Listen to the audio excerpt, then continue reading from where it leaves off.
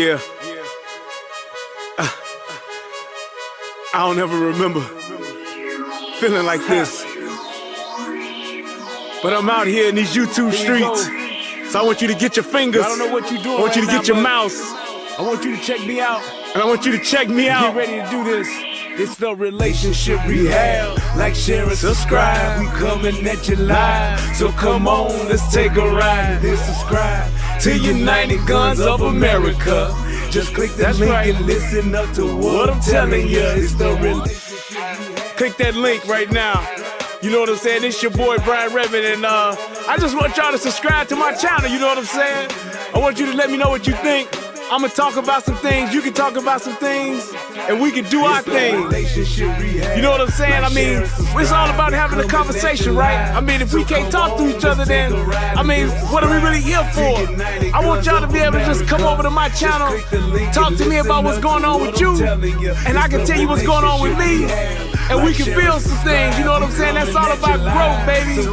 So click that link, go ahead and swipe on your phone, whatever you gotta do.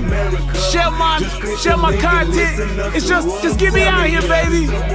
Cause we just talking, you know what I'm saying? It's like, I like doing what I'm doing because it's about the people. It's about us having a conversation with each other. It's about us discussing whatever needs to be discussed. And on these YouTube streets, this is the best place to do it, baby. Like, share, and subscribe. That's right. Click the link. Click the link. Yeah. I just want to say thank you to everybody that's out here that's already subscribed. You know what I'm saying? Cause y'all ain't the first one, and y'all ain't the last one. So I just want to give a shout out to everybody that click the link, that click the share, and then subscribe to your boy. Cause we gon' blow this thing together, baby. Relationship rehabbing, United Guns of America. To the world, blow up, baby. Yeah. Click the link, baby. Click the link, baby. Yeah. Hey, I just wanted to send a shout out to all y'all. I love y'all. That's why I do this. It's for the love of us, baby. I appreciate all of y'all. Ooh, we gon' do this thing. We gon' do this thing right here, baby. Hey, look, if you had a computer right now, just go ahead and click your link. What else you got to lose, baby? Tell me what you think. Hit the comment section. You can jump on the live panel. We do it all here. That's what it's all about. So come holler at your boy. I've been doing this for years, but I just got onto this YouTube thing. So hey, let's see what it do and where it can go. To United Guns of America. Just click the link and listen up to what I'm telling you.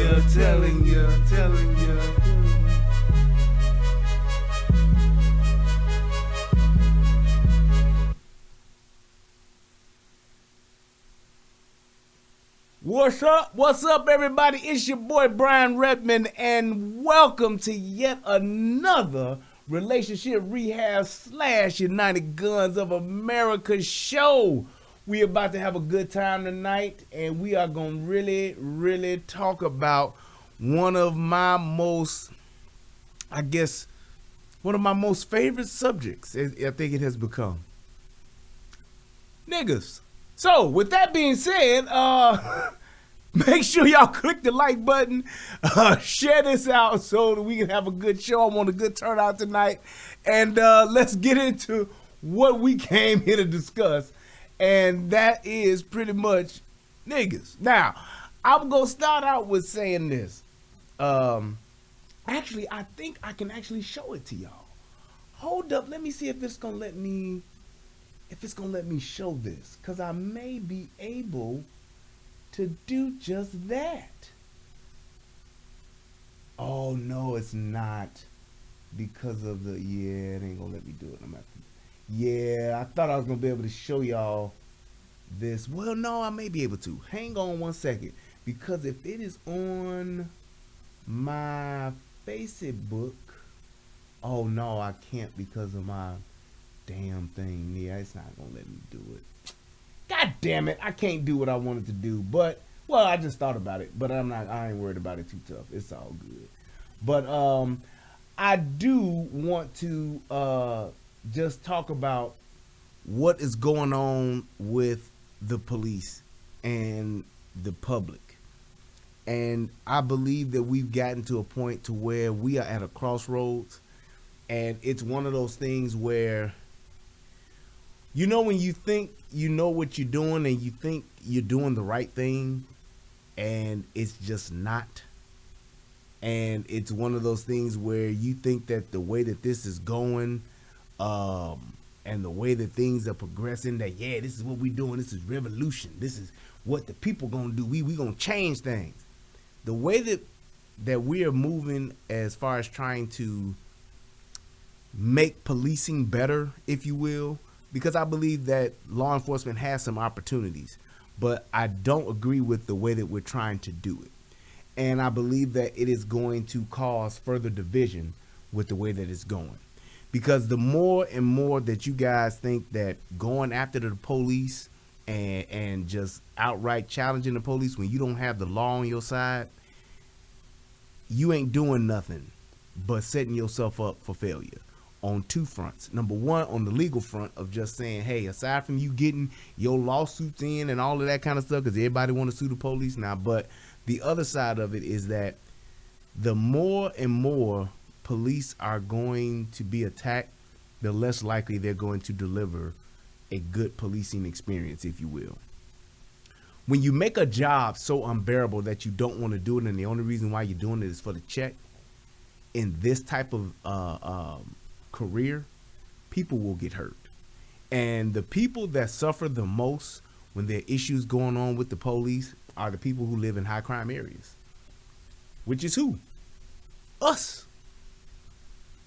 It's us. We are the ones that suffer the most. When all of the shit that goes on, when you get in the news press and you in the paper, you getting nationwide coverage, you getting all this stuff that's going on, the fallout that comes from that, we're the ones that suffer the most. We're the ones that suffer the most. Like when they had the autonomous zones. The autonomous zones was, oh yes, this is an area that has been claimed by the people and the people are policing themselves. Who suffered in the autonomous zones? Politicians? Nope.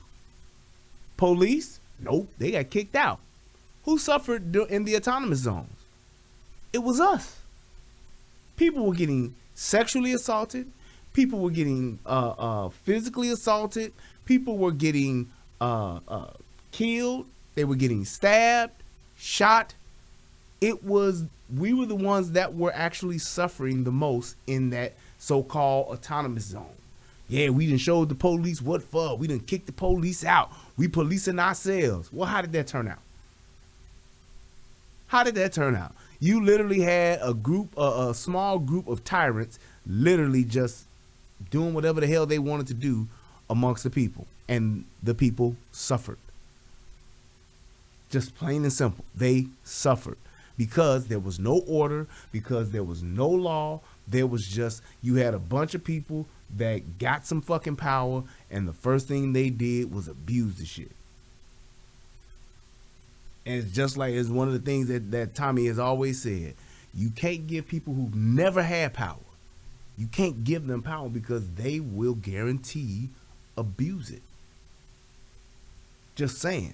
So with that being said, this particular story here, it got so out of hand so fast. Oh, thank you for the Ashita. I appreciate that. And I still got this other thing going. Boy, I tell you, there we go. And let me get this chat up. But you got so many people. This particular incident that happened, it happened so fast. And my thing was, it was errors made on both parts. And with that both parts thing, the police, this whole thing of, and I'm saying this again to these officers that think that it's cool for y'all to try to be officer friendly and the Mr. Nice Guy, it's not going to work out for you. I'm telling you that right now. It is not going to work out for you. These police officers that think being a nice guy, trying not to be, you going out trying to be anti-Derek Chauvin, you're trying to prove to all of these black folks that you anti-racist and you not racist and all that shit. I'm telling you what's going to happen to you. You're going to go out there alone, you're going to get your ass shot off. That's what's going to happen. You're going to get your ass seriously hurt, just like this guy did.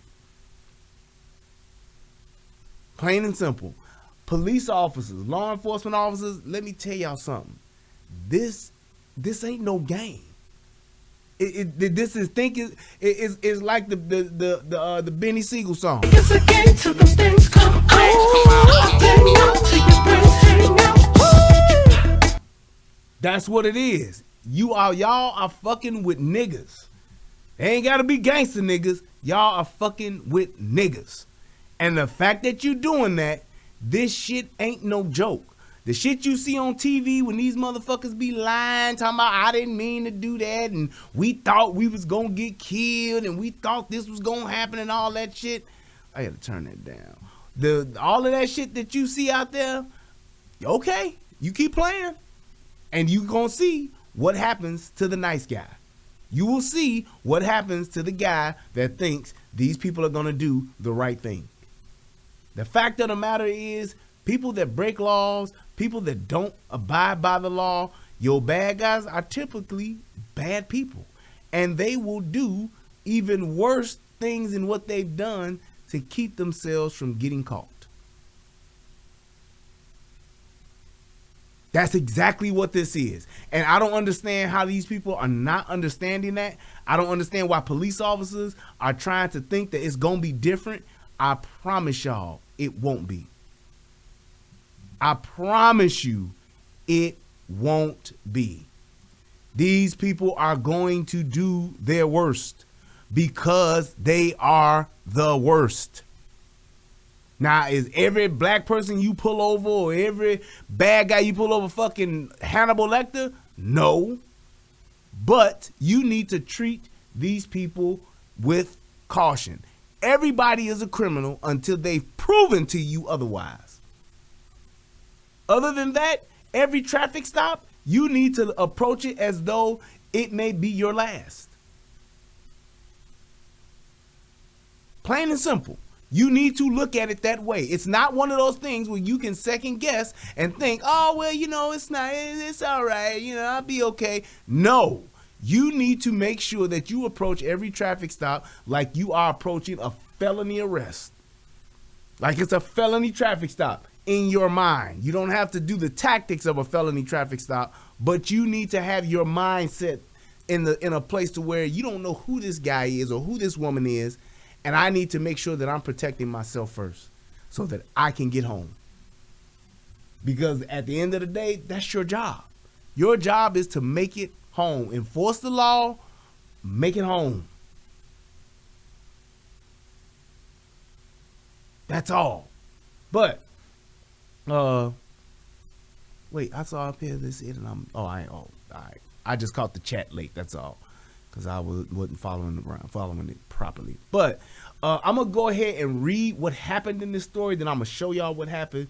And we're going to break it down. But without further ado, my favorite part of the show. While I sip on this drink. Federal law allows citizens to reproduce, distribute, or exhibit portions of copyrighted motion pictures, videotapes, or video discs under certain circumstances without authorization of the copyright holder.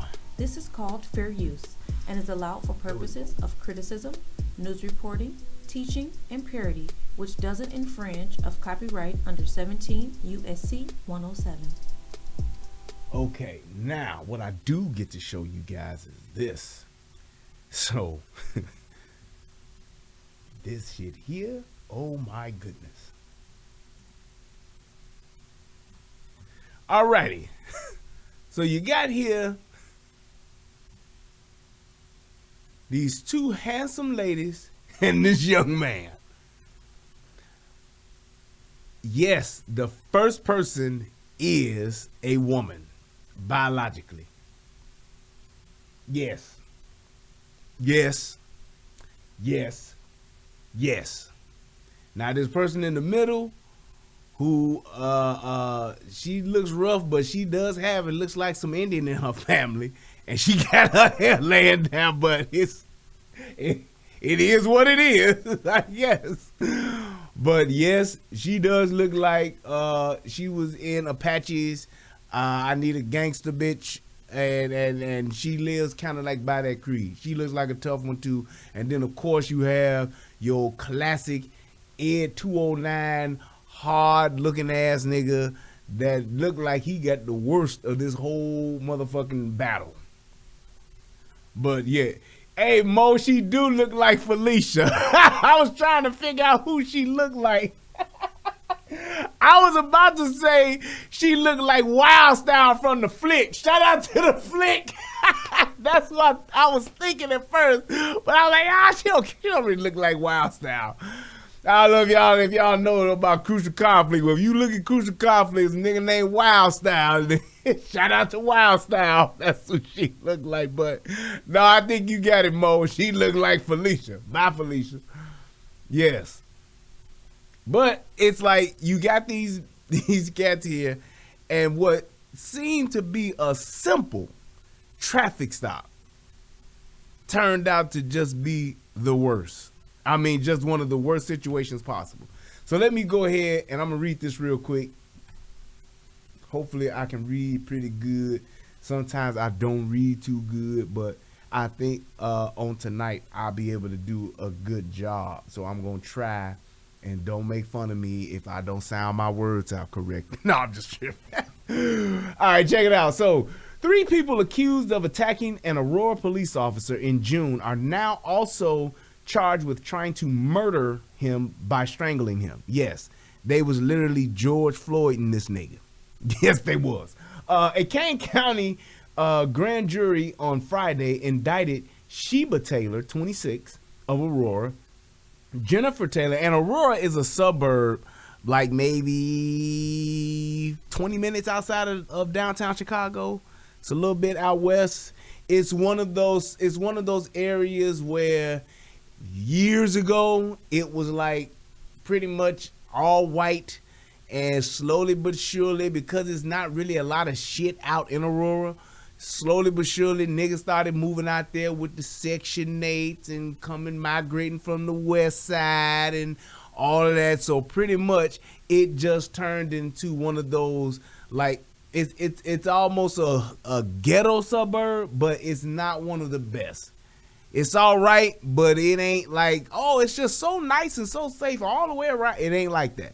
It's one of those areas where niggas have gotten out there, but because it ain't like no project set up, it ain't just niggas on top of niggas and it's just wild, but it's definitely one of those areas that has been on the decline. So, but yeah, let me go ahead and finish reading that. Jennifer Taylor, age 24, of Chicago, and Paul Sherrod. Now here they got his name hyphenated. I don't know why, but it says Paul Sherrod hyphen Taylor. He's 28, of DeKalb, on charges of attempted first-degree murder. All 3 are free on bond. Now, here's my other thing that I'm going to say this just to say it. When you have these people, unless they like have no record, these people that are getting these violent offenses and are just getting no fucking bond, I mean, just getting like, hey, out on bond, free on bond, that whole low bond shit they got going on, it's some bullshit. Now, if you get caught with some fucking drugs or something like that, I can see it. You get caught stealing a car, I'm okay. But if your ass get caught for some fucking violent crime, you doing some assault, some aggravated assault or some shit like that, your ass needs to have some kind of fucking bond of something. Now, you ain't got to have no $50,000 bond, but you need to be putting up something. But anyway, authorities say the trio attacked an officer shortly after 10:30 p.m. June 21st after an officer had pulled their car over because it had not stopped at a stop sign. Simple traffic stop. Simple ticket. And worst case scenario, if you don't have no credentials, you take your punk ass to jail and you get out within 24 to 48 hours. But it is what it is. At a stop sign. Stopped at a stop sign. So besides the new charges, they are also charged with aggravated battery, aggravated assault, and resisting a peace officer causing injury. Kane County State's Attorney Jamie Mosser, thank God it ain't Kim Fox, announced the new charges at the news conference Wednesday at the Aurora Police Department. According to Mosser, it was Sherrod-Taylor who put her arm on the officer's neck, choking him while he was being held on the ground. All right. Strangulation is one of the more hands-on forms of violence, Mazur said, calling it highly dangerous because it puts people on the precipice of death. Ooh, y'all didn't think I knew that word, did you? I know you didn't. I know y'all didn't. Sherrod-Taylor faces another new charge threatening a public official, Mazur said. If convicted of the attempted murder charges, the defendants could be sentenced to 6 to 30 years in prison. During the news conference, police played dashboard camera footage and audio of the 911 call made by Sherrod-Taylor. The dash cam video shows a sedan rolled through a stop sign and an officer turned and followed it. The car then parked in a driveway as an officer approached the driver's side of the vehicle. A man can be heard saying, "Why you follow me, bro? I did nothing wrong." That lets you know what you're about to deal with when you on a traffic stop. That lets you know right then and there what you dealing with when you go on a traffic stop and you see and the person that you pulled over get out the car talking cash shit. But trying to be officer nice guy, I get it. This is what happens. The officer asked for the driver's license and proof of insurance. He then told a passenger on the other side of the car to get back into the vehicle. When she refused, there it is. When she refused, he told her that she would be arrested on charges of obstruction of justice. As the officer approached her, the driver of the car, Sherrod-Taylor, exited the vehicle and told the officer to leave the woman alone. There it is. The officer told Sherrod-Taylor to get back in the car. When he did not, the officer tried to arrest him. Sherrod-Taylor ran off and the officer chased him. Most of the chase was not captured on the squad car's camera. Video from another squad car shows officers pulling two people off the officer who was on the ground. According to authorities, one of the women was sitting on the officer's head, and the officer was being punched and kicked in the head. Did you hear that shit? Video, and you gonna see it in the video, shows police officers pulling two people off the officer who was on the ground. According to authorities, one of the women was sitting on the officer's head, and the officer was being punched and kicked in the head. Meanwhile, officers arrested Sherrod-Taylor, who had called 911. And they say explicit, or he cussed basically. And he said, your officers, I guess he said probably your motherfucking officers, or your fucking officers, or your bitch ass officers, or your hoe ass officers. It's some type of explicit. Fill in the blank with whatever you want. Your officers are terrorizing me and my family. You all need to have some control. No, ain't that about a bitch? Are you fucking serious?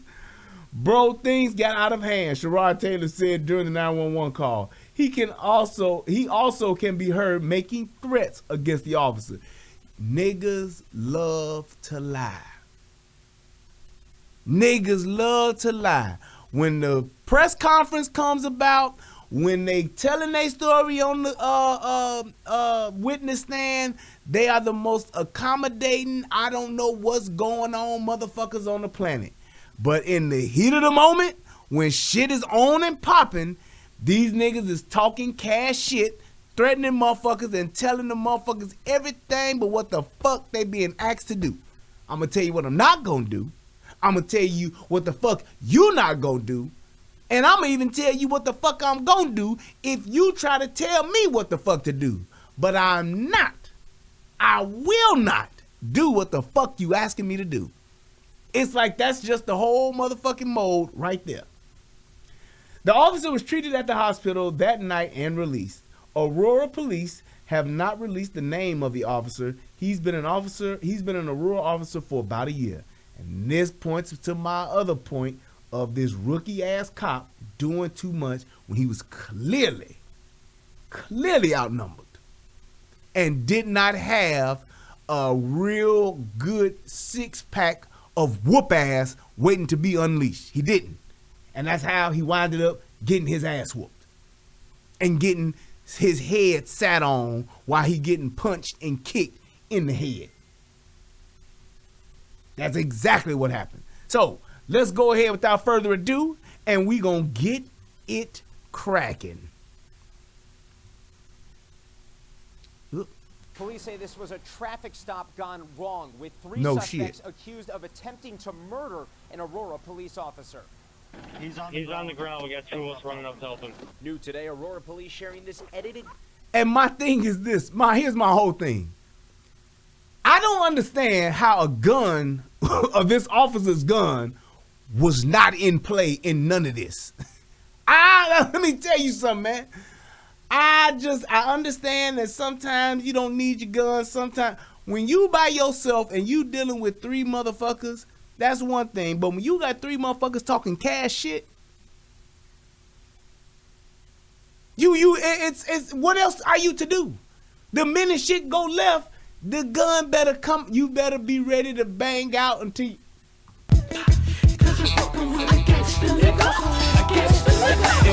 That's what's playing in my mind. not what I'm doing. That's what's playing in my mind. Y'all think it's a game? Okay, nigga, I'ma bang out till your brains hang out. Cause y'all fucking with a gangster nigga. I just so happen to have a badge and a gun. But I'm not playing with you motherfuckers. That shit is crazy. How do you think that these motherfuckers are attacking you, sitting on and you ain't shooting, you ain't shot a motherfucker? Man, please. Man, please. And the reason why I'm saying it like that, because you got to look at it like this. A wrong move, a wrong twist, or a wrong shift in body weight or something like that, this dude neck could get broke. This dude could get his wind cut off. He can get suffocated. Whatever the case may be, it's too much shit that can go on. You can get paralyzed. You can get crippled. You can get seriously injured. Has anybody in the chat or that's watching this video ever had a person sit on their fucking head? I've never had it done, but I can imagine that it doesn't feel good. I can imagine that it is not a healthy thing to do. I could just imagine that. I'm just saying, I don't understand why a motherfucker would just be like, hey, sitting on my head, I'll be all right. No. This nigga Dwight said only sexually.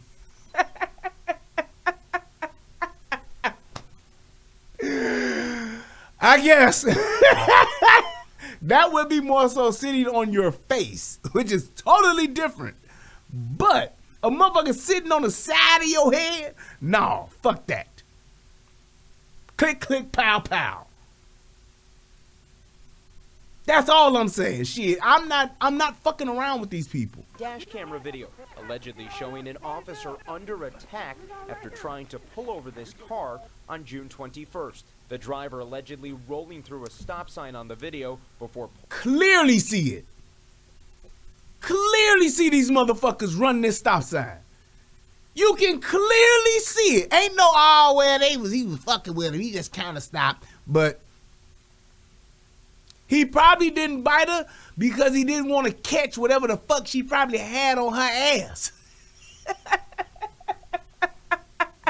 I'm just saying. Shit. You think I would bite one of them dirty bitches? No way. No way. You fuck around, bite that bitch, get hepatitis A, B, C, and D. Shit. Nope. I pass. I shoot her, stab her, choke her. I'm gonna do something else. I'm not biting no motherfucking bitch on her ass. No. Not them dirty ass. Look at them dirty manly motherfuckers, man. No. Them niggas like they ain't bathed all week. They got that, them motherfuckers bathe like them off the grid redneck motherfuckers up in the woods. Is it Sunday? No, it ain't Sunday, then it ain't time for a bath. They do that shit. June 21st. The driver allegedly rolling through a stop sign on the video before allegedly ain't no allegedly, he did. Trying to pull over this car on June 21st. Look. The driver allegedly rolling through a stop sign on the video before. Now, Have I rolled through a stop sign? Yes. I have rolled through plenty of stop signs. Call it a Hollywood stop, a rolling stop, whatever the hell you want to call it. I've ran lights. And I'm talking about I've done this and gotten pulled over. And you know what I do when I get pulled over? Officer, my give up. I'm sorry. I didn't see you. Not that I would have done it, you know, with you not being there. And I ain't supposed to do it at all, but I just didn't want to. I want you to know I was not disrespecting you by just doing it right in front of you. I was in a hurry. I was being reckless. I apologize. Here go my license and my insurance. You know, hey, check me out and let me know what you gonna do. That's just, I mean, when you caught red-handed, it's like own up to the shit. Own up to it. Just, man, you caught red-handed. Dead giveaway. It's a dead giveaway. That's it. It's like, just take the motherfucker at worst. What happens? They hit me with a ticket. I pay a fine. Hey, I move on with my life. I don't understand why people go all out over fucking traffic stops.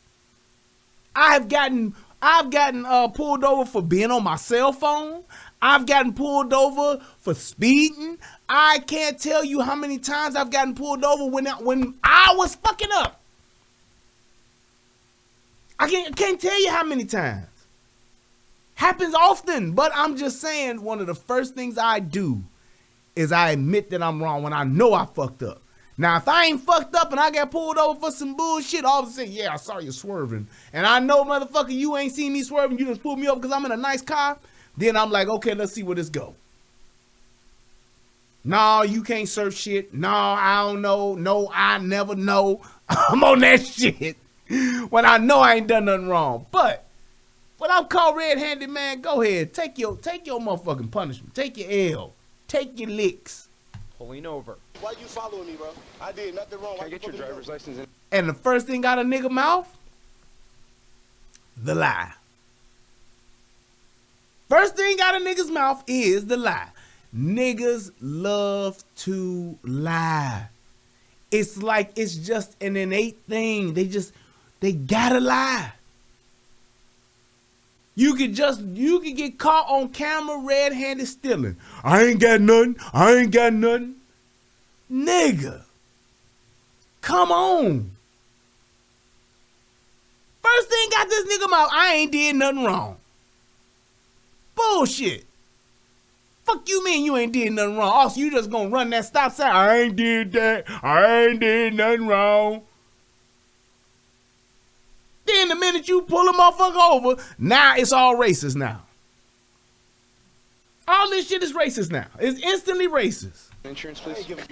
Off I ain't giving you police say a shit. Passenger gets out. Get back in the vehicle. You're going to be arrested for obstruction, ma'am. The officer tries to arrest the passenger And here's the thing.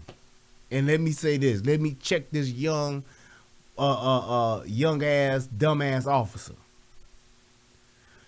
When you dealing with motherfuckers that are not being compliant, your first thing that you need to do is call for backup. I understand you in Aurora. I understand y'all ain't got no deep ass force and you ain't rolling with no partner. First thing you need to do is to call for backup. You get on your walkie, say, I got 3 niggas. Help.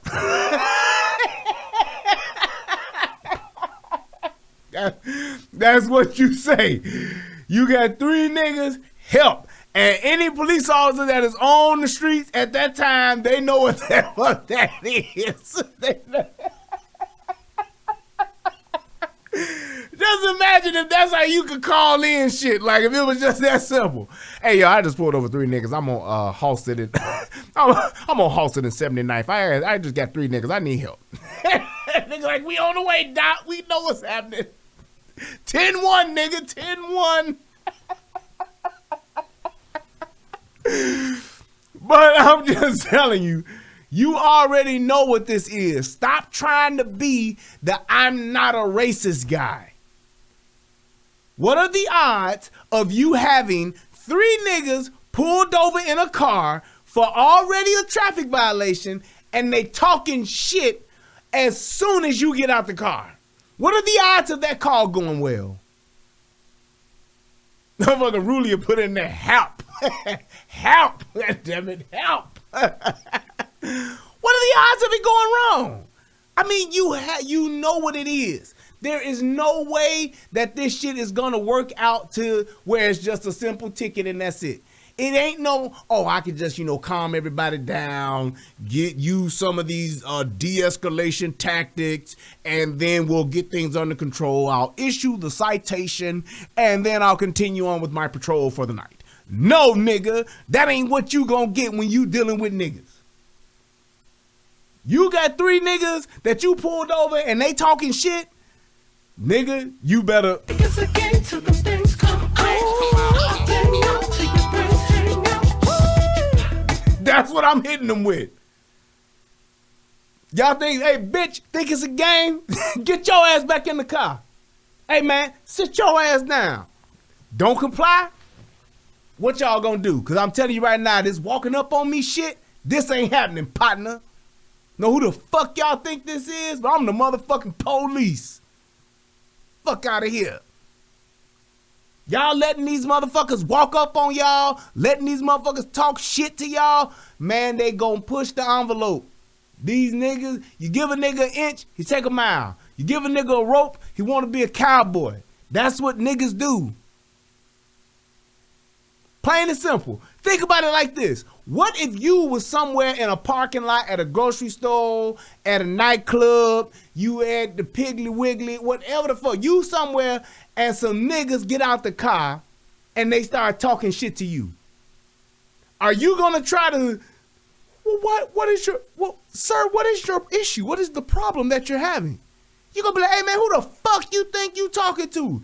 Cause if you don't, your ass gonna wind up getting your ass whooped, just like this motherfucker did. Okay, that's it. I'm gonna arrest you for obstruction. Not until my backup get here. I'm just trying to keep you niggas corralled until backup come. Now, once backup come, then I'm gonna swell up and say, yeah, all y'all going to jail. I'm putting cases on all you bitches. Shoe program, Pelican Bay, 23-1. That's what the fuck y'all, I'm gonna get my motherfucking Lonzo on as soon as my backup get here. King Kong ain't got shit on me. When my backup come. Now, until my backup come, hey, I'm just trying to hold you niggas off and just keep you niggas corralled for the next 2 to 3 minutes. Hopefully, my guys are close by and we can get this shit under control. But he's trying to now take this motherfucker into custody. Shit ain't gonna work out for you, bro. And the driver, who police say fled. Police say as the officer Look. gave chase, 2 Look at his passengers ass. followed him, striking the officer before the driver Look joined at in. look at this The nigga. suspect- That's the woman. That's the girl. That's Jennifer. That's Jennifer right there with her handsome self. Look at that handsome young lady right there. Now, in my mind, I'm not trying to figure out if that's a guy or not. If it look like a dude, I'm going to treat it like a dude. I'm going to knock that nigga out, then somebody else going to have to tell me, hey, that's a female. Other than that, you look like a nigga, I'm going to hit you like a nigga. Until I hear that, I'm going to give your ass an open palm strike to the face. That's it. Followed him, striking the officer. Look, and what that bitch doing? Filming everything. There it is. There it is. Giggling and a sniggling. Loving it. Going live. Followed him, striking the officer before the driver joined in. The suspected driver named as 28-year-old Paul Sherrod. And you notice in these mug shots, who done got their ass whopped on the most? Trying to stand up for that bitch, talking shit, niggas get it the worst. It's the black men that get their ass whooped the most, choked the fuck out the most, fucked up the most, hit in the ear, broken jaw, broken arm, Motherfucker get their ass whooped, get slammed down. Next thing you know, a nigga talking about, He broke my collarbone. that's what happens to a nigga. That's exactly what happens to a nigga. We the first ones getting all the way fucked up. All the way fucked up. Look at that nigga's face out of them other two manly women. Yeah. It's terrible. And it always happens like that for us. Stop trying to look. Here's the thing, man. I understand that men want to take care of their women. You want to protect your women, and I'm all for that. The thing is, you have to realize that if you're going to protect your woman and your woman wants you to protect her, then she needs to be completely submissive to you out there in them streets. Period. You should be able to tell your woman, don't say shit. Sit your ass down, and if worst come to worst, shut the fuck up, and she knows what that means and does it.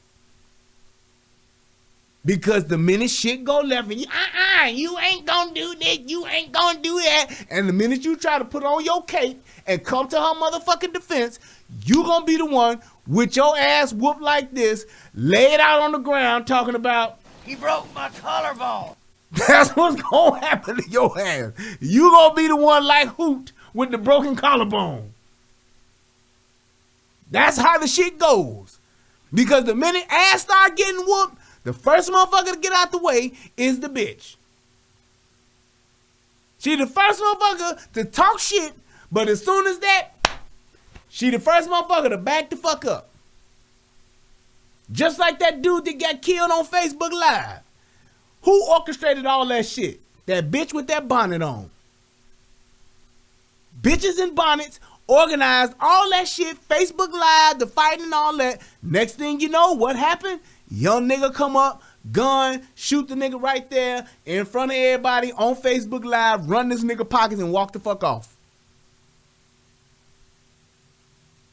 That's exactly what happens. But I'm just telling you, it gotta be like that, fellas. To all you young men, to all you guys out here, y'all want to protect y'all women, cool, I'm with it. But they should know and should definitely not have a problem submitting to your will. When you tell them to be quiet, sit your ass down, don't say nothing, don't argue, or shut the fuck up, they need to do it instantly. They need to let you handle it if they want your protection. If they don't, then let them run their mouth and get their ass whooped. Let them run their mouth and get their ass pepper sprayed. Let them run their mouth, get their ass slammed down to the ground, and let them bitches be the one that be like, He broke my collarbone. that's how that shit should go. Because it's always the men that wind up getting locked up, fucked up, beat up, shot up, or whatever. Sherrod-Taylor of DeKalb. His alleged passengers, 24-year-old Jennifer Taylor and 26-year-old Sheba Taylor, both of Chicago. Sheba Taylor taking her arm and strangling the officer to the point where he was unable to breathe. Paul Sherrod-Taylor also allegedly calling 911, threatening the officer. Your officers is terrorizing me and my family. The Kane County Your fucking officers is terrorizing me and my family. Man. State's attorney says all three have been indicted by a grand jury. The trio facing multiple felony charges, including attempted first-degree murder. Their acts of emboldened defiance will be met with harsh consequences. Hell The video Hell does not yes. clearly show strangulation, but police say the officer's testimony as well as photographic evidence of his injuries will back up those allegations. Hey, if you like that.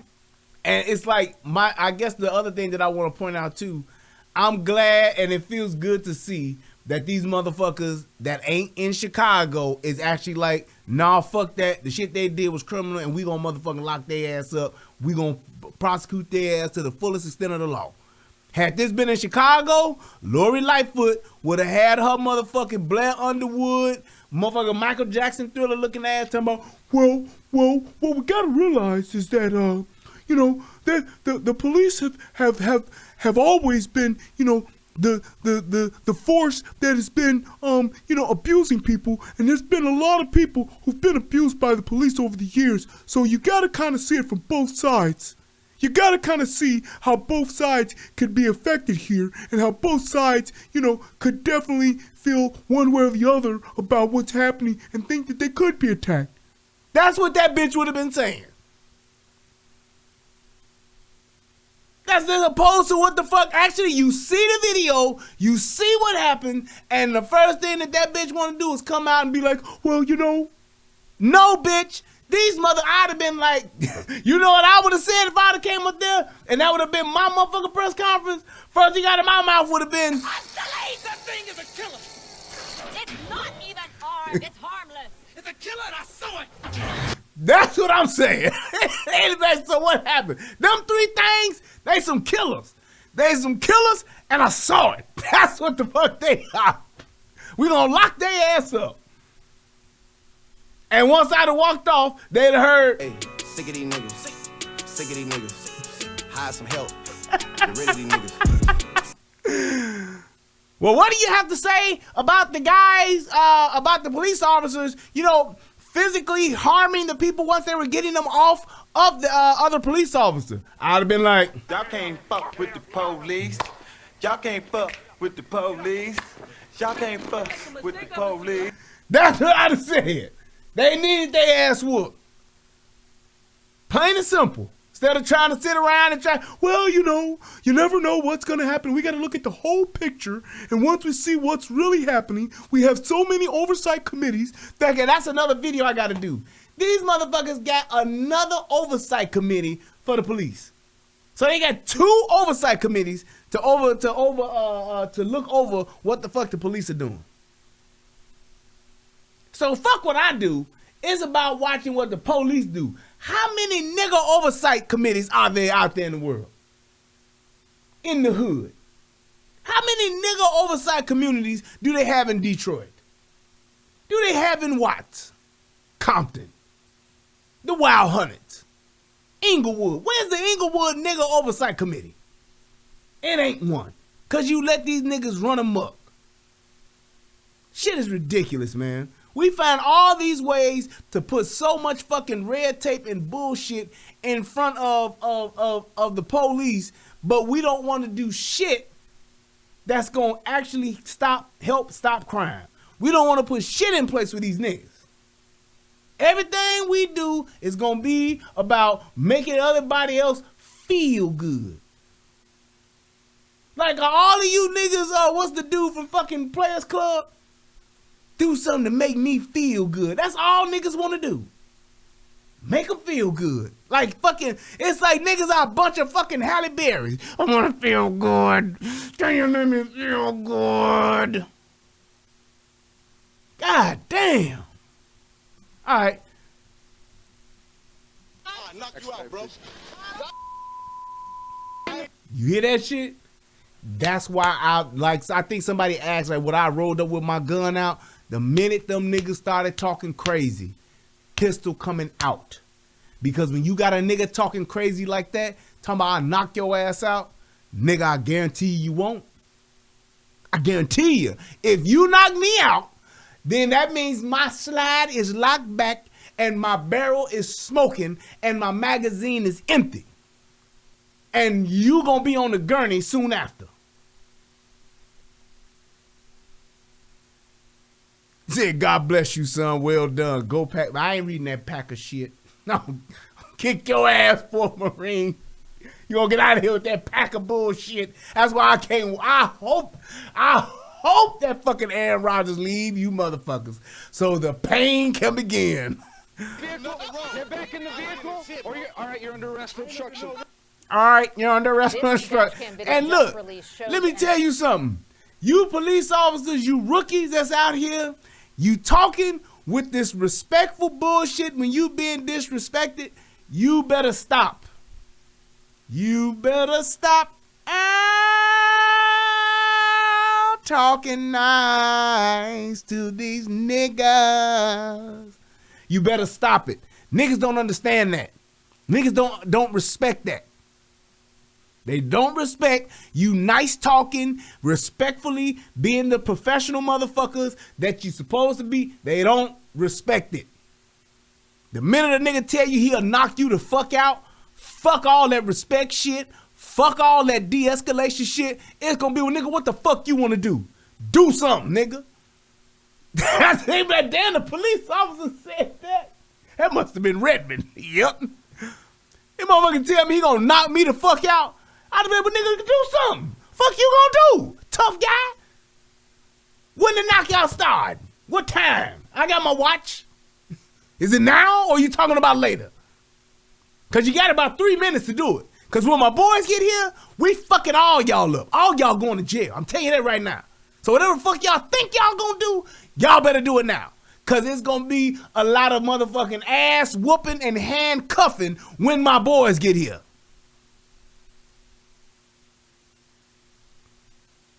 That's just what it is. You try, all right, that's it. You're under arrest for obstruction. No. I'd be like, hey man, fuck you mean you gonna knock somebody out? You just threaten a police officer, your ass is going out there. I'd have been out there like the, you know, the little kid that be talking shit because they got big brothers coming. I'd be out there like, your ass going to jail, your ass going to jail, and you too, sir or ma'am, your ass is going to jail. That's exactly what I'd have been doing. I'd be like, oh yeah, all y'all going to jail tonight. I'll put cases on all you bitches. That's exactly what the fuck I'd have said. Shout out to my man Cool G, hit your boy with $3. You can't play with these motherfuckers because I'm telling y'all, police officers, these niggas ain't playing with y'all. They've gotten more emboldened than ever before. More emboldened than ever before. This is the most emboldened that people have ever been against the police. They truly don't give a fuck. The first sign of aggression that you see when y'all pulling these people over or y'all stopping these people to do an investigation, you better get serious and you better get ready to go all out because they not fucking around with y'all. I'm telling you, they are not playing. Riverdale King said you should play that video of a Metropolitan Police Chief holding criminals accountable. Send it to me. I don't have it. I haven't seen it. I'll knock you out, bro. You're back in the vehicle? All right, you're under arrest for obstruction. This dash cam video just released shows an attack on an Aurora police officer during a traffic stop. Tia Ewing is in Studio 32 with details. Tia? This video is really unbelievable, Sally and Anthony. This attack happened in Aurora. And look at this lace front weave down to the, however, I stay weavy down to the socks, rings and watch filled with rocks.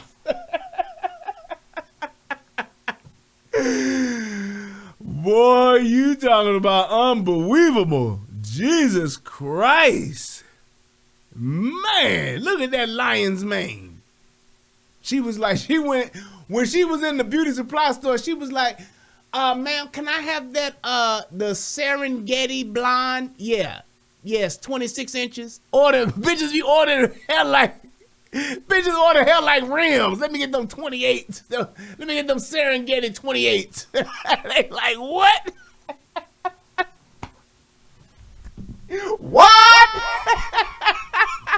Like, yeah, can I get them Serengeti 28? Yeah, give me four bundles of Serengeti 28. Oh, this is the Lion's Mane series. Yep, that's what it is. You know, let me get that silverback on 22s. What y'all bitches buying? Reels or y'all buying weed? Which one is it? Yeah, let me get that Yaki. Let me get the Yaki. Let me get the Yaki hyena on 28. Like, oh, okay. You Yaki for you? Yaki for you? Boy, I tell you, give me the hyena on 28. On June 21st, after the officer tried to pull over a car for running a stop sign. Dash cam video shows the moment the occupants of that car failed to comply with the officer's order to remain inside their... And you got this bitch walking up behind you. Didn't you see Players Club? Fuck you doing walking up on me? What the fuck is wrong with you? Boy, I tell you, shout out to Leilani, aloha, $5. Thank you, appreciate it. She said, I really hope you and Tommy have a gun information line. Yeah, we gonna do it. We gonna do it. That was a good show we did the other day too. Yeah, I definitely had a good time. Yeah, we definitely gonna do it. Oh man. Vehicle. All three of them get out, and after a brief foot chase, prosecutors say they began... And that's how he wound up. Fuck, you got this ratchet bitch sitting on your head like you motherfucking 3 years old on the play, like you 5 years old on the playground, nigga. Boy, you ought to be ashamed of yourself. Nobody tased, nobody pepper sprayed, and nobody shot. Man, please. Began attacking the officer, strangling him to the point where the officer lost consciousness. 24-year-old Sherrod-Taylor, 26-year-old Sherrod-Taylor, and 28-year-old Paul Sherrod-Taylor are all charged with attempted first-degree murder, aggravated battery, and aggravated assault. A minor infraction that likely would have resulted in a citation at most, turned into an officer fighting for his life. Because of the strangulation and because of the research that we know about how quickly it is for somebody to lose their life as a result of somebody preventing them from being able to breathe, we believe that the proper... Exactly. See, they know how serious it is because police choke motherfuckers out all the time. They are professional choke out artists. So it's like they should... No, I'm just bullshit. I'm just bullshit. The charge was attempted first-degree murder. Oh, As for man. the suspects, all three are now out on bond. They are due back in court for their arraignment come September 24th. There it is. September 24th. Look how far that damn court date is pushed out. God damn. But whatever. Shit's ridiculous, man.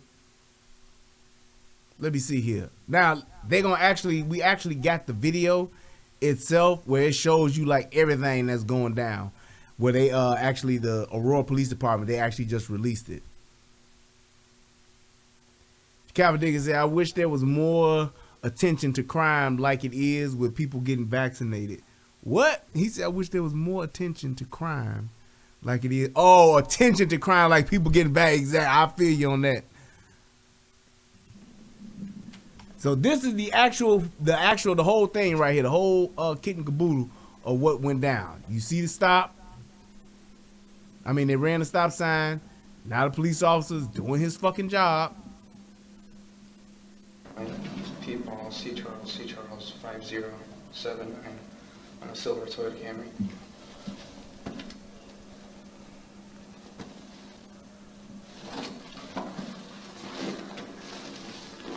Yep.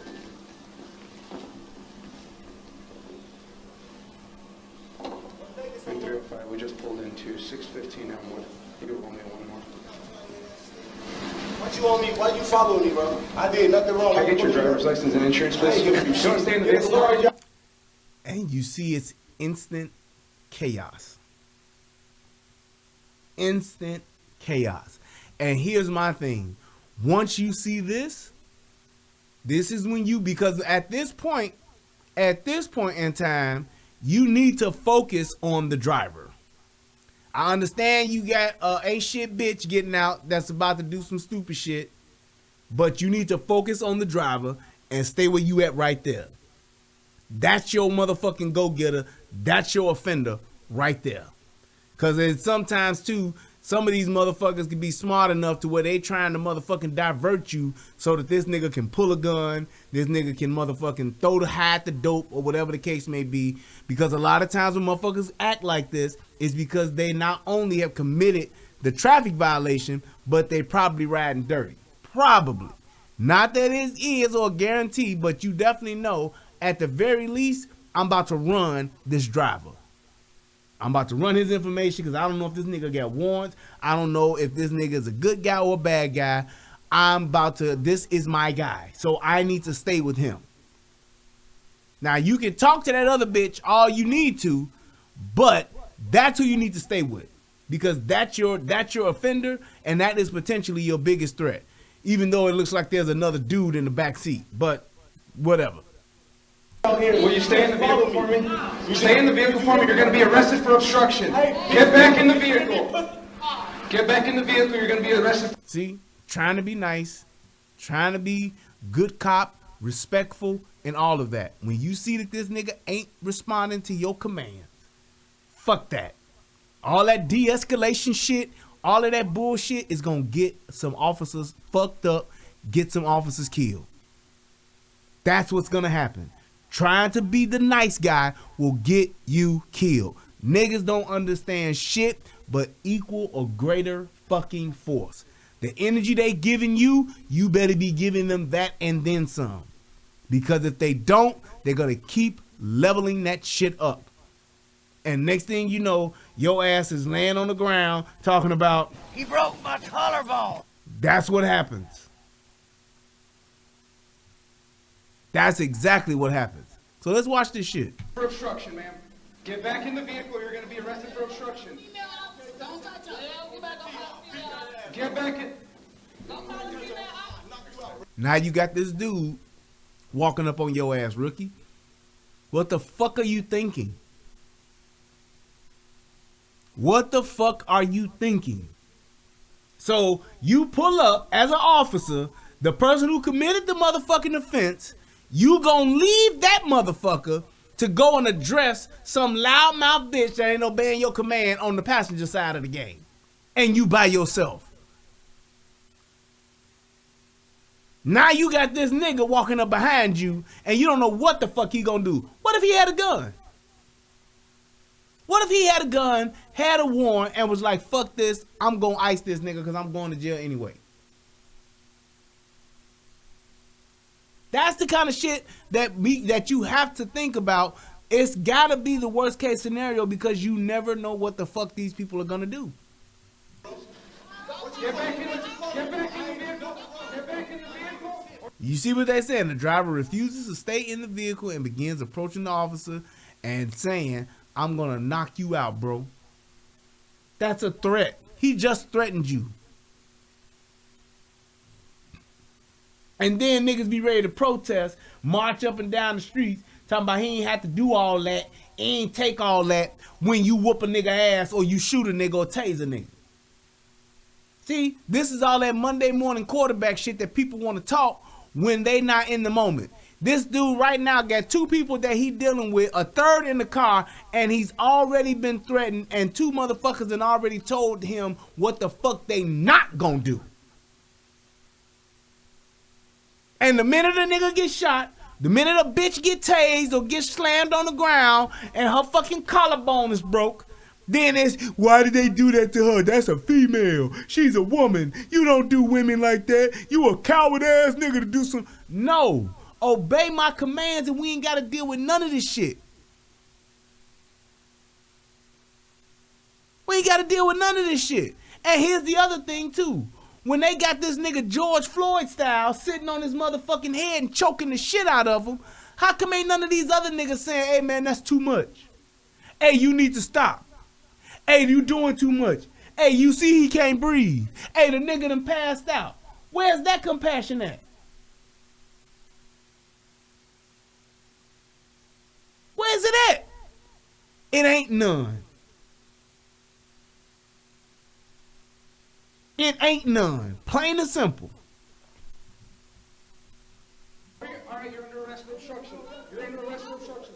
Get back. Okay, you're under arrest for obstruction. Look. You're under arrest. And here's my thing. I would have gave that bitch the command, back up. And the minute she didn't, I'd have muffed the shit out. I'd have muffed her with everything I got. I would have hit her right up in this area like, back your ass up off me. Do not walk up on me. I don't know what the fuck you got in that cheap ass imitation fucking purse you got. You not walking up on me like that. That's how his ass wound up in a headlock and started getting his ass whooped because he got motherfuckers getting too close to him. Next thing you know, this nigga on the ground talking about. That's what happened. when you getting choked out and the motherfucker sitting on your head. That's exactly what happens. You're under arrest for obstruction. And then they go the third nigga. See that?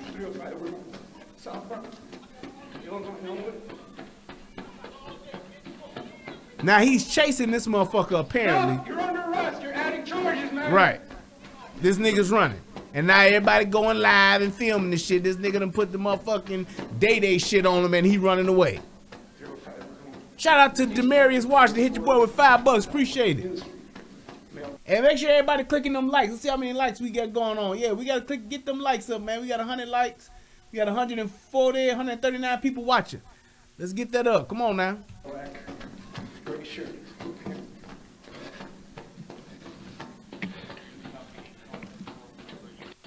Look at them.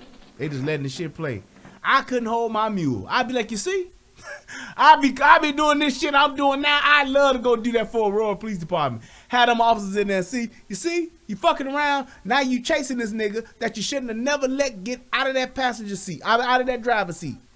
If anybody's gonna run away, you let it be the handsome dude in the back, the handsome woman in the back seat, and you let it be the bitch that's in the front seat talking shit. You let them run away. You don't let your driver get away.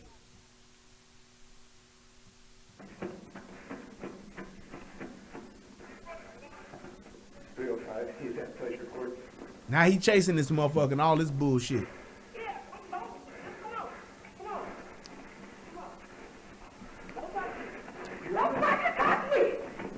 There it is. They muted this part out. Mawu says, why was black folks better under Jim Crow? Some folks just need home training.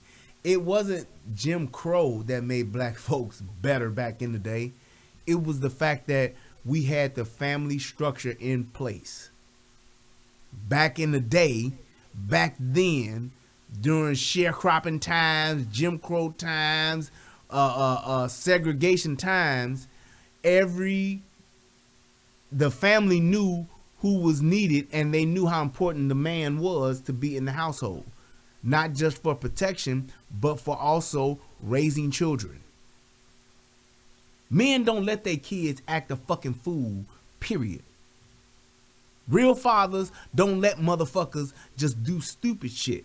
Men that have been raised by men know how important it is to keep your emotions and your feelings in check. Not that you don't have them, but you know how to keep them in check to where your emotions and your feelings ain't making decisions for you, especially out in the world. Because that's when shit goes left. Look at that. If I would have pulled up and saw some bitches sitting on my partner's head, I would have got out that motherfucker like I'd have wished I'd played acoustic guitar, because I'd have got out and honky tonk both of them bitches. I'd have went straight honky tonk man on their ass. They'd be like, so Officer Redmond, why did you pull out an acoustic guitar to hit this woman upside her head with it? I'm like, well, you know, as a law enforcement officer, I was definitely quite fond of wrestling back in the early in the 80s. And during the mid to late 80s, there was a wrestler named Honky Tonk Man. And ever since then, I've wanted to learn how to play the acoustic guitar, and I always kept one in the trunk. So when I saw that this woman was sitting on my partner's head as opposed to using my baton, I decided to use my acoustic guitar and honky tonked her ass. That's why. That's exactly what the fuck she needed. The way they fucking did that shit. As backup arrives, the two females are on top of the officer, pinning him to the ground. One of the females is sitting on the officer's head. The other female was applying significant force, I guess, to the neck, causing him to lose the ability to breathe. So they straight George Floyd in this nigga, and you see this other bitch just standing here watching it all. But y'all mad at the officers that was watching Derek Chauvin bitch ass choke the shit out of George Floyd. I'm just pointing it out.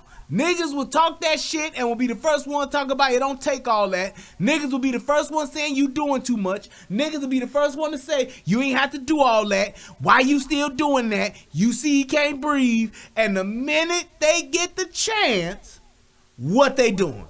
They trying to kill him. That's exactly what they doing. Same exact thing. Then when you get their ass on the witness stand or they get their ass on the phone, first thing out their mouth is a fucking fat ass juicy lie. There have been a lot of lies said around this dinner table here tonight, but that you can't believe. That's exactly what happens. Now look. Look at that shit. Motherfucker fighting for his life.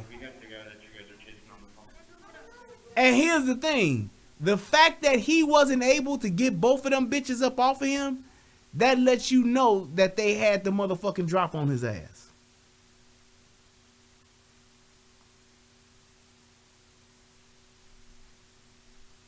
I'm just saying. Glenda Smile says, so true, Brian. I am married and in my 40s. And my father still puts the fear of God in me. Real talk. Exactly. Because that's what fathers do. We will protect you with our lives. But goddamn it, we gonna make sure that you doing what the fuck you supposed to be doing. I say that now about my daughter and she's 8. I don't give a fuck. All that free thinking, free will, I do what I want to do, whole phase and all that shit. I'm not with none of that bullshit. My daughter gonna do what the fuck I say because I know what's best for my daughter. When she's out in the world and she's grown on her own and is able to take care of herself financially, then she can have the fucking reins and she can go and live her own life. And by that time, she needs to hopefully be married and with her husband when she's doing that shit.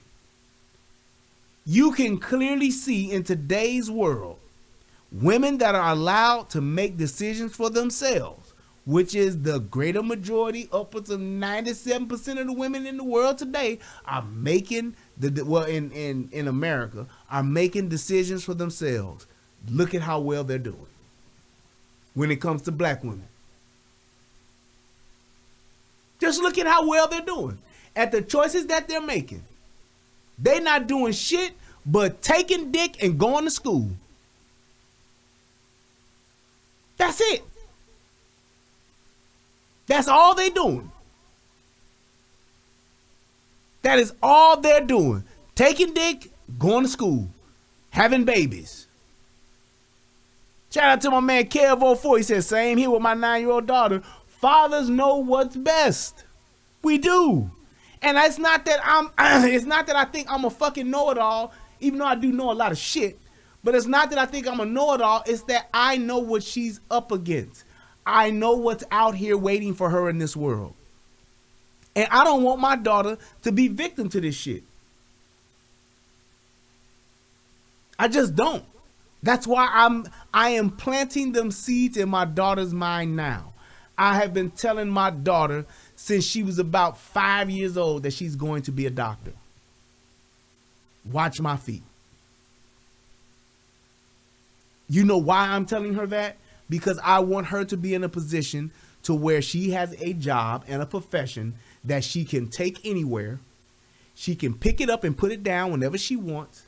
It will provide her enough money to where she can take care of herself and she can make a substantial contribution to her family when she decides to get married and have children.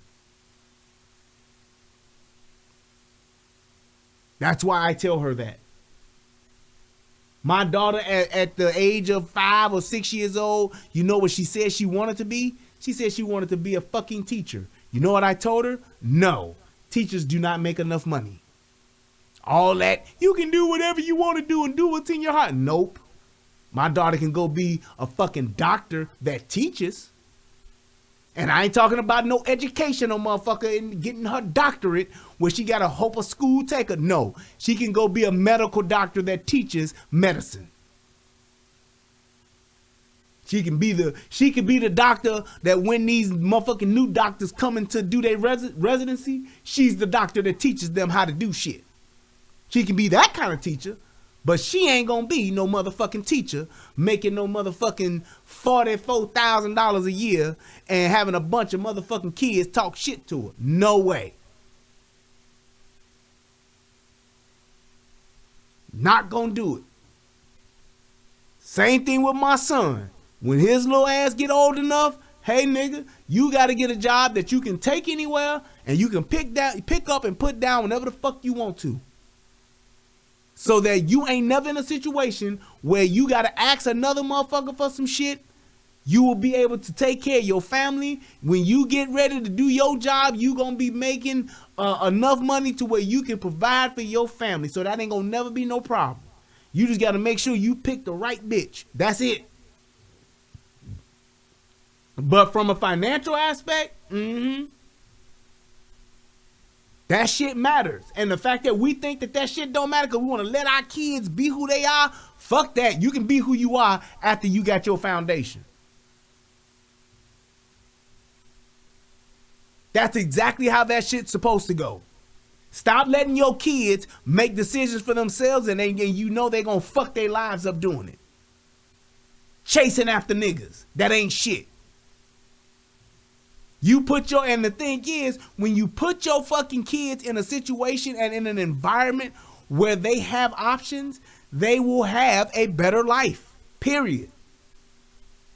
You ain't got to worry about no motherfucking ain't shit ass nigga that don't want to do shit but sell dope or play motherfucking PlayStation all day and just want to sit around, lay around and fuck while your daughter taking care of her when she not in that environment. When she ain't with her friends and they all having a hot girl summer going through their whole phase. Now, if my daughter gets to be an adult and she chooses to do that, I'ma tell her little motherfucking ass, go ahead, just change your last name. See ya. Get your shit. Move with whoever the fuck you gonna move with. Change your last name. Have a nice life. You can text your mama on Christmas and Thanksgiving. You ain't got to call me no more. Hell yeah, I'm gonna pay for my daughter's education. Absolutely. Lorenzo Davis said, so Brian, you looking to pay for all this education? Yes, my daughter going to be a doctor? Absolutely, I'm gonna pay for it. She gonna be a smart motherfucker too, so whatever fucking grants and shit she can get and scholarships she can get, great. But whatever the fuck she don't have, that's what her daddy here for. That's what her daddy gonna do. Yup. That's exactly what the fuck I'm gonna do. That's why I'm here. That's why I had her, knowing that someday I may have to pay for her to get her shit together. Yup. And by the time she's done and she's starting her residency, she ain't gonna be working at no fucking bullshit ass clinic. She's gonna be a fucking top-notch fucking doctor. Where the hospital, the best hospital in the city, gonna want her ass to come there and they gonna pay her up the fucking ass to fucking do what the fuck that she wants to do there. She ain't gonna go and just be some bullshit ass clinic doctor talking about, yeah, well, you know, I got my license, but I chose to come here in the community. Nope. Go over there where that motherfucking expensive ass hospital at and get your check. Pay off your student loans or whatever the fuck other loans you may have and all that shit, but go get your check. After you do that, them first 5 years or whatever, now you paid. Now if you want to go do some shit on the weekends where you go help these ain't shit niggas and bitches, fine. But you get your house straight first. You ain't got no husband by then, you will still be living in a motherfucking house that's motherfucking bad than a motherfucker. You'll have your Range Rover, whatever the fuck you want to drive. You buy all the red bottoms you want. You'll be able to buy every goddamn Louis bag to come out because you gonna have the money to do what the fuck you want to do. You want to go off and have a hot girl summer in once you making motherfucking 6 figures? Fine, go the fuck on. You 30 years old, go do it. I don't give a fuck. but you gonna have that foundation first. You have to set your kids up for the win. All that letting your kids figure this shit out, they're gonna fuck it up. Because there's too much shit out here to keep them off the path. Plain and simple. Do y'all realize it? And you look at it like this. Look at the upper echelon of the super rich. How many do you think, just think about it like this. Do you think a motherfucker like Chelsea Clinton is gonna marry a regular nigga? Do you think that the Obama girls are gonna marry a regular nigga because they in love? They met him at the club, at Club Pages, and fell in love. Do you think they're gonna do that? No, they don't. That shit don't happen.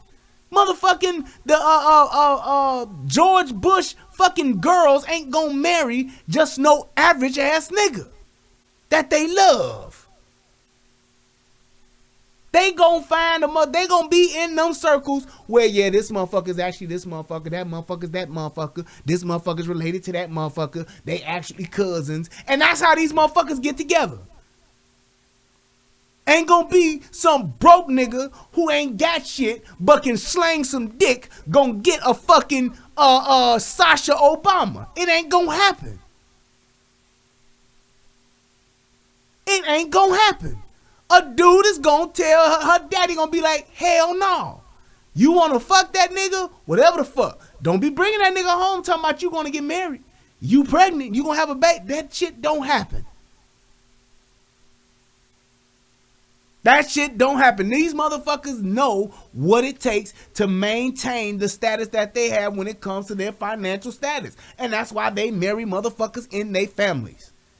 In other families. Oh, they related to such and such. They related to such and such. Oh, yeah, that's such and such kid and that's such and such kid. Oh, yeah, y'all can hang out. That's fine. Oh, yeah, y'all, we went over there for Memorial Day. Yeah, I remember that boy. That's such and such son. Yeah. His dad's a billionaire. Fine. They want you to go to Cozumel with them for spring break. Okay, go ahead.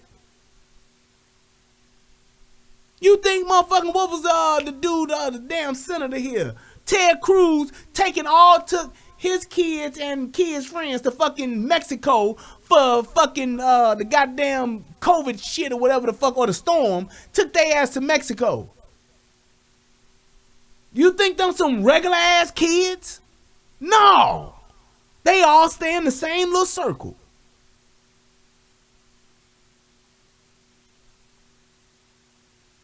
It ain't gotta be this Calvin said, I said they gotta be high value. That high value shit is stupid. I'm talking about a motherfucker that come from a good family and got money. Now, if you want to call that high value, fine. I don't give a fuck. I'm not with that high value shit. That's some extra stupid shit. The fuck is high value? Motherfucker, do you have a good family and do your ass come from money? Motherfuckers that come from money, have money, keep money. I ain't talking about motherfucking Lil Wayne money. I'm talking about motherfucking Kennedy money.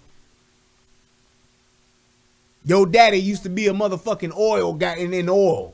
Your motherfucking parents was motherfucking to own the goddamn Smith, what is that shit called? The meat motherfucker. Smith's son or some shit like that. They own that. I want motherfuckers that come from shit that make money. Long money. Money that's so long it go down the street, around the corner, and back up another block. Your family, all your motherfucking family, your daddies and all your uncles and shit are all fucking doctors. Yep, that's what I want my daughter to be hanging out with. That's what I want my kids to be hanging out with. And that's why I want to make sure when she getting her shit together, Smithfields. Thank you, UFO. My motherfucking daughter, what's his name? Smithfield. Like D. Smithfield? Oh, yeah, you can go hang out. You grown. You know what? The motherfucker come over, my daughter come to me, tell my daddy, I want somebody to come to dinner. I'm going to be like, who the fuck is he? Where the fuck his family from? And how have you met their daddy, his daddy? Well, he ain't got no daddy and he play basketball. Nope, I ain't got time for that shit. No, I ain't got time for no woman-raised boy talking about he want to be with my daughter and all. Nope, no. I never know. He's really good in basketball. That don't mean shit. It's only 330 motherfuckers in basketball. He probably won't be one of them. I'm not falling for the okie doke. God damn it. You about to be an anesthesiologist. Fuck that shit. Right. Motherfucker says last name Rothschild. Yeah, all right, let's go meet. Last name Gates. The Gates. Yes, let's go meet. We can go talk. Yep. I'm just saying. That's what it is. Glenda said, right. Ivanka Trump marrying Jared Kushner. The Trumps are not Jewish, but Trump told her that his family is rich, so it was fine. Do I have to say more? I mean, it's not, it ain't no, it makes sense. It makes sense. It's just like Hunter Biden. Hunter Biden is a meth smoking, crack smoking, whore buying, I'm just motherfucking racketeering and backroom deal having ass white boy. He'll never be broke. He'll never be homeless. He will always have. Period. Do I want my daughter today? I tell her, no, you ain't dating no motherfucking drug addict. He a fucking druggie. He's a rich dope head. He's a rich crackhead. He's a rich meth head. You will never see that motherfucker out there like Delonte West, but you can clearly see what the fuck he does. If you can see what he's doing right now on camera, imagine what the fuck he's doing off camera. Just imagine. So it's like, I'm not just saying just because a motherfucker got money, I'm gonna be like, yeah, go ahead. But I'm gonna have it to where I want my daughter to think about that. What do your parents do? Where's your daddy? You better know that shit when you come talking to me. All that other shit is a distant second. We'll get there. First of all, what the fuck do he do? Where's his daddy? And what the fuck does his family do? Where his parents, what's their lineage? That shit matters. That's why we put ourselves in situations to where we fucking around and our kids are fucking the dope man. Because they get to a point in life where they want to have some shit and they see the only nigga that got some shit is motherfucking some old street nigga that's talking about, yeah, I get you this, I get you that. I got money. Having money and coming from money are two different things. Just saying. Just because a motherfucker got money don't mean that they come from money. And it ain't got to be no billionaire. You just need to have a family that is known for doing that shit. We get down and we have doctors, lawyers in our family. One of the friends that I work with, this motherfucker here, check this shit out. One of the friends I work with, and I'm gonna keep moving. One of people that I work with, his mother fucking around with the kids, grandkids, got on a fucking hoverboard, fell off the hoverboard, and like fucked up her wrist, broke her wrist. Now, she immediately went to urgent care, right? They said, yeah, it looks like it's fractured. We're going to put it in a motherfucking soft cast, whatever. Then, you come back and we're going to have some x-rays. It happened on the weekend. So they're like, yeah, come back, set an appointment up next week and we get you. No. You know what my friend did? He called his friend who is a fucking surgeon, like one of the top surgeons in the fucking Midwest. Dude is one of the top fucking surgeons in the Midwest. He called that motherfucker. The dude said, yeah, had him email me the motherfucking x-rays and I'll tell you what we need to do.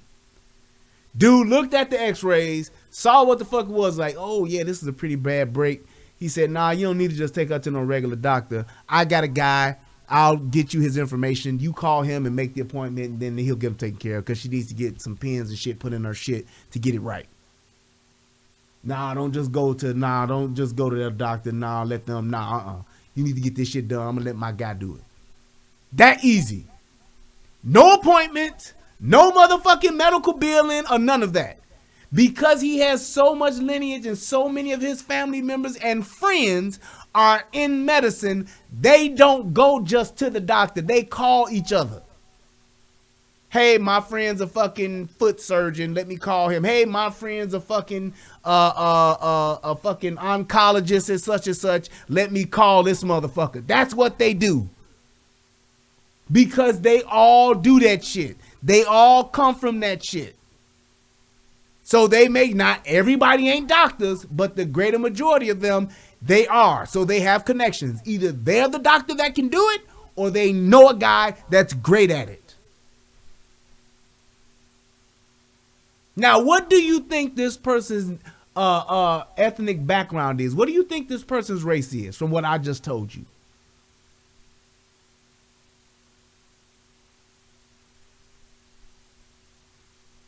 Just want to just put a nice little cherry on top, just to show you exactly what I'm talking about.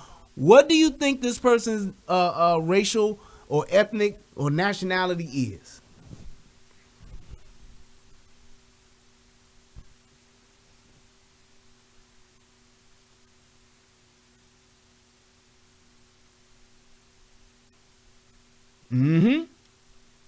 I got Juice, Indian, white, or Jewish, Indian. Yes, Indian. You know the one you know the one nationality I didn't see pop up? Black. Did nobody say black? Did nobody say nigga? Did nobody say coon? Whatever the fuck you want to call it, nobody said it. Why is that? Because we let our fucking kids do what the fuck they want to do. And we don't guide them. Now, you want to go ahead and become a doctor and then go and do some other shit? Hey, fine, more power to you. That's just like I've said to my wife. When my children turn 18, they must go get their realtor's license. They want to go on a graduation trip or whatever to somewhere. They want to go and graduate. Now they want to go and do this. Nope. Before your ass take your punk ass to college, your ass going to go through this real estate class real quick and get your realtor's license. I'll pay for it. That's why. You know why? Not that I want them to be realtors or that they have to be realtors. I want them to understand the real estate game at 18. They can be like, I got my realtor's license at 18, but I didn't even sell my first house until I was 31. But they got it when they was 18. My daddy made me go do this. That's it. Because I want to you ain't got to go do real estate, but you need to have an understanding of it. That's exactly what it needs to be. So when my daughter performs that anesthesiologist or whatever for such and such, or she does that brain surgery for somebody and she gets that fat ass check for $130,000 for one surgery, she know what to do with that money. Instead of going to buy Birkin bags, instead of going to buy 12 red bottoms, she know how to say, well, nah, let me go ahead and get this motherfucking 4 unit. Let this motherfucking property manager manage this shit and get me some motherfucking residual. So my son will say, let me go ahead and get this duplex. I'm gonna motherfucking renovate it real quick with this extra money I got, and then I'm gonna go ahead and have somebody live in it so I can get this residual.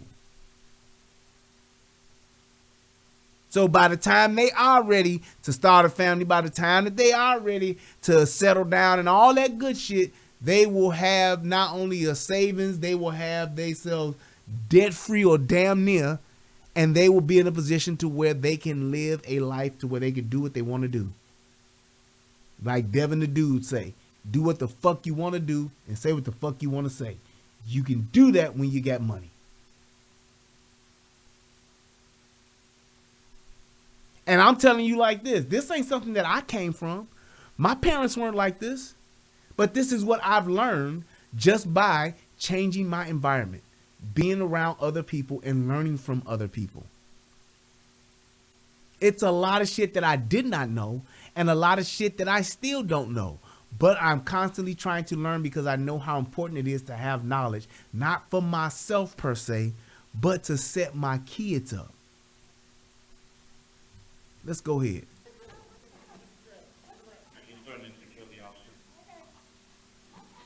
Look. You see how he told that motherfucker to back the fuck up? And that's exactly what that other dude should have did. And it's like, before you get into that whole squabble, before you get into that hands-on, you have to understand that you are outnumbered. Plain and simple. And unless you just a cold-ass motherfucking martial artist or some shit like that and you can kick 3 niggas' asses, you need to wait. You need to disengage. You need to just hold on until your help get there. You can't always tough guy your shit through something and say, oh, you're going down. You're under arrest, buddy. You can't just do that all the time when you outnumbered, because some shit like this will happen, especially now in today's world. Everybody's challenging the police. Everybody's fucking with the police, right or wrong. He's in custody. We'll take a few more though in the group for me.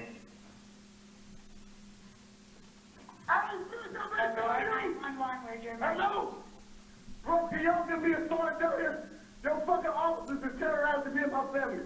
I just came to my friend's house. I just came to my friend's house. He's following me, so I did nothing wrong. If I kill this kid, that's what it is. I'm not playing with nobody no more. I'm sick of this fucking police officer. I'm in the wrong, bro. I just came from dinner with my family. And you're saying, you know, I'm gonna kill myself. And this is the nigga who ran the stop sign. This is the nigga who ran the stop sign.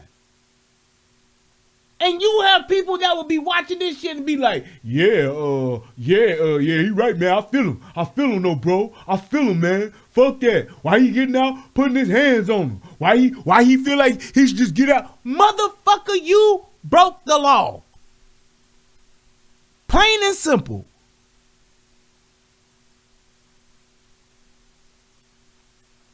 That shit makes no sense. This nigga is really, that's why I said niggas love to fucking lie instantly. And he automatically in his mind thinks that he's right just because the police done pulled him over.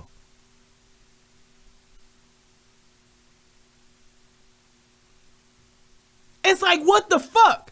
You mean to tell me I get to run, not only run the goddamn the stop sign, but then when I get pulled over, I get to talk cash shit, run away from the police, fight the police, kick the police, sit on the police head, and then got the nerve to call the motherfucking police and say, y'all officers is fucking harassing me and terrorizing me. I'm tired of this shit. I ain't doing this shit no more. Y'all niggas ain't getting away with this shit.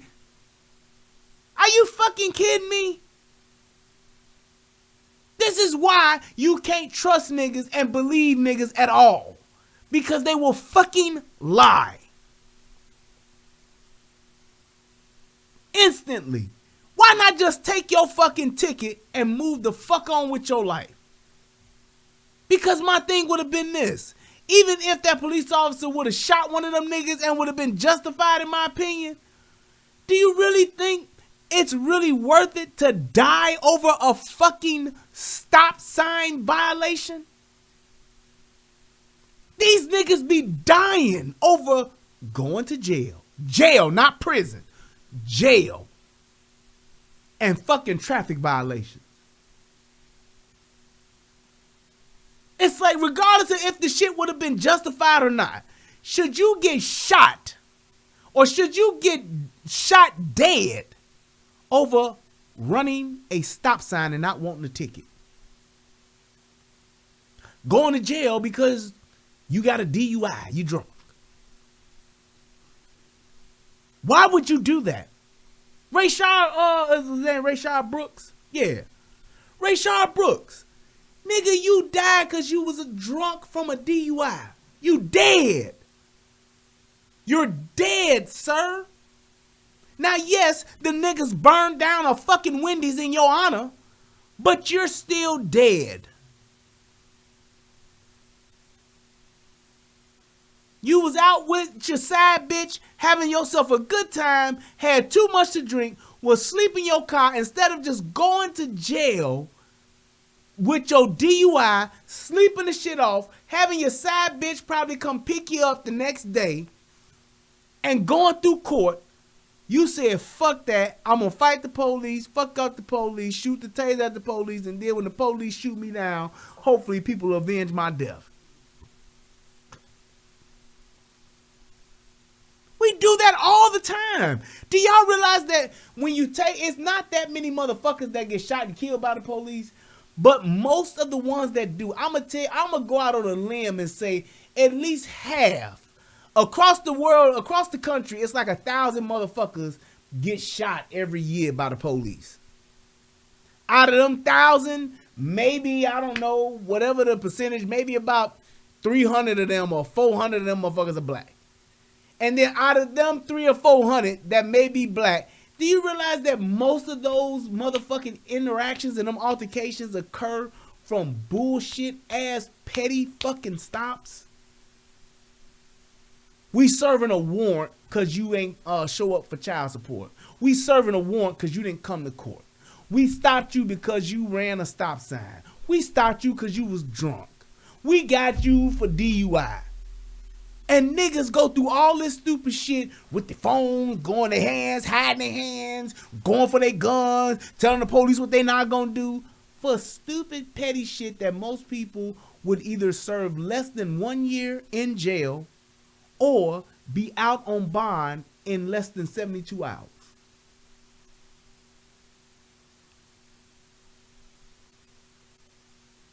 Do you hear that? Can you imagine yourself dying, getting shot and killed by the police, just your life being over because you either didn't want to go to jail for less than a year for something you did, or you didn't want to go to court for something that you did, or you didn't want to get a ticket for a traffic violation? Even if you had dope in the car. Unless you got motherfucking keys, nigga, and you about to take a ride. Nigga, what's a few ounces of coke or a few ounces of heroin or some shit like? It's like, nigga, it's not worth your life. That's all I'm trying to say. But here's the thing, Civ Lap. We put ourselves in a situation to where we either going to jail or we gonna die. We going to hell. Like Tommy grandmama say. You either going to jail or you gonna go to hell for what? Is it worth it? I'm on my third strike. I get caught with 30 keys in a van, headed down, coming back from Tijuana. I get it. Ain't no way out of that. I get it. I got 5 bodies. They done pulled me over. I ain't been to court. I got a warrant. And the gun I used for them 5 bodies is in the motherfucking car under the seat. I get it. I'm going to jail forever. I'm done. Okay. How often are those people getting caught and pulled over? It's ridiculous.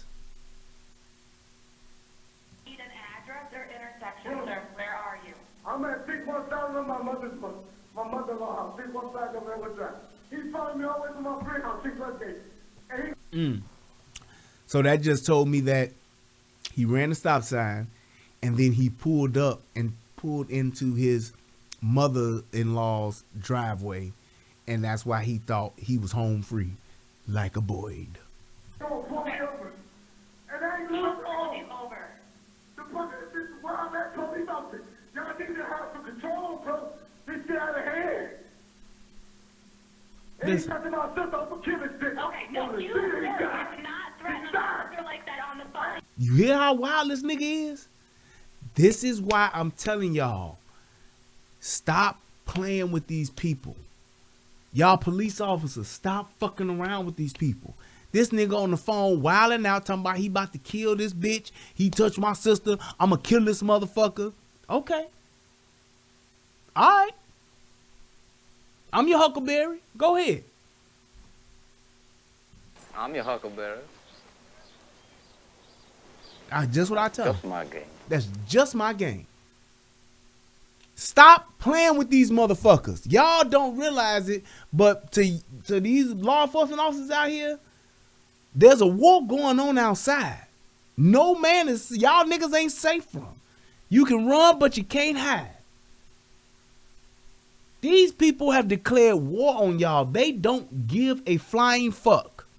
When you have these people not obeying your commands and not doing what the fuck you tell them to do, you best believe, make no mistakes about it, these motherfuckers are coming for y'all head.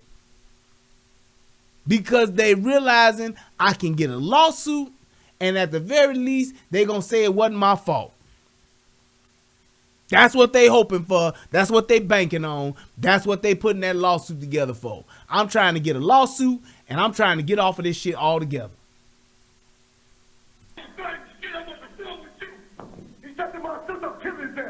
You hear this nigga?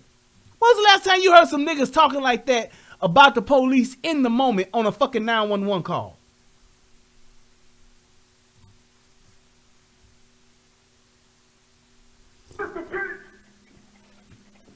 I know you might talk about Sister Prince. What up? When the officer is on scene, make contact. Hello, I'm Commander Jack Fichtel. I think this situation is one that the public must examine closely.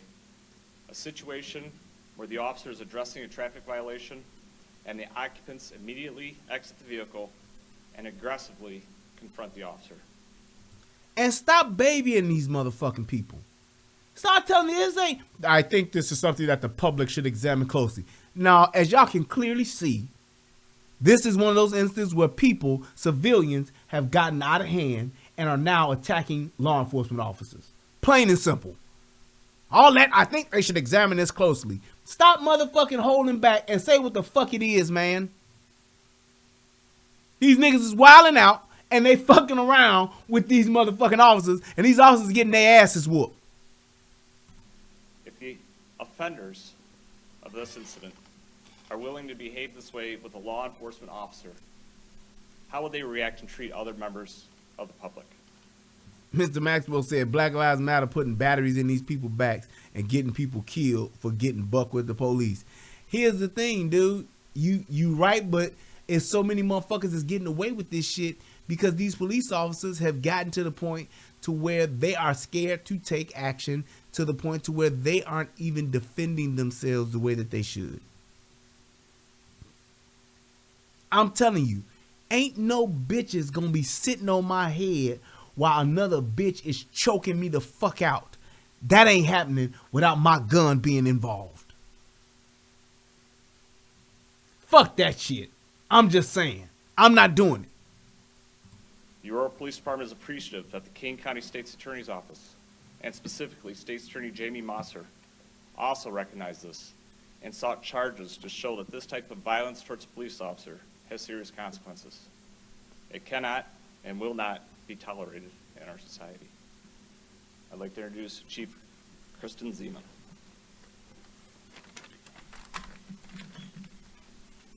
This was a law enforcement officer doing what he swore an oath to do, to enforce the law. A minor infraction that likely would have resulted in a citation at most, turned into an officer fighting for his life.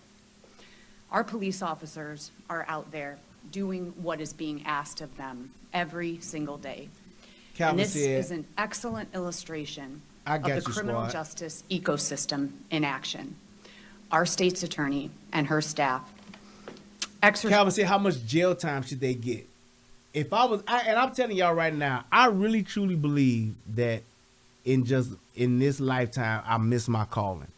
I should have been either a psychiatrist or psychologist, a psychiatrist. Psychiatrists prescribe medicine. I don't want to do that. I should have either been, well, I could have done both, but I should either have been a psychologist or I should have been a judge. Real talk. Because what I would is just hearing this and them seeing what these motherfuckers did. If they got found guilty, if they did not have any records, if they ain't had no record, they ain't got no history of this shit. This like they first big fuck up in their life. The other shit they did was just petty bullshit. if they never had any type of violent offenses before, I would give them the minimum for aggravated assault or attempted murder. That's what I would do that. All of the motherfuckers together, I give them the same amount of time, pretty much, because they all equally played a part in shit going left. Plain and simple. They all played a part in it. I would have probably did that. Maybe the dude, depending on, because he didn't like put hands on a motherfucker, or I don't know if he got into the squabble, but definitely them bitches, they both would have got whatever that minimum is for attempted murder or attempted aggravated assault or some shit like that, what they got found guilty of. I'd probably give them the bare minimum just to sit their ass down. You said, Brian, judges do not have power like you think the power is with the DA. Well, the DA they're the ones that they're the ones that set up the charges. The judge is the judge now. The judge is the motherfucker. Once that shit is in that motherfucker's courtroom, the judge, unless them motherfuckers cut a deal, the judge is the motherfucker that's giving them, hey, y'all found guilty? What y'all asking for, because what the DA can ask for ain't what the judge got to give. The DA could be like, we want probation. The judge could be like, no, fuck that. You sitting down for 3 years. The judge is the motherfucking judge. It's the DA has the power of the DA comes really, most of it lies with either making the deal or actually before it actually going to trial. Once they made that, if they ain't made no deal and that shit go all the way through the conviction and the verdict, to the verdict, the judge is the motherfucker then. All that shit that they asked for, judge, we would like to get 42 years. Judge be like, nah, we gonna give him what the fuck I want to give him. Right, the DA brings up the charges and all that shit. Now the judge will be sitting there like, well, based on the charges that these motherfuckers have been found guilty of, here's my parameter for years that I can give them for sentencing. This is what I'm gonna decide. So believe that. The judge is the motherfucker, boy. It's good to be a judge, goddammit. The DA just has a lot of power in who gets prosecuted.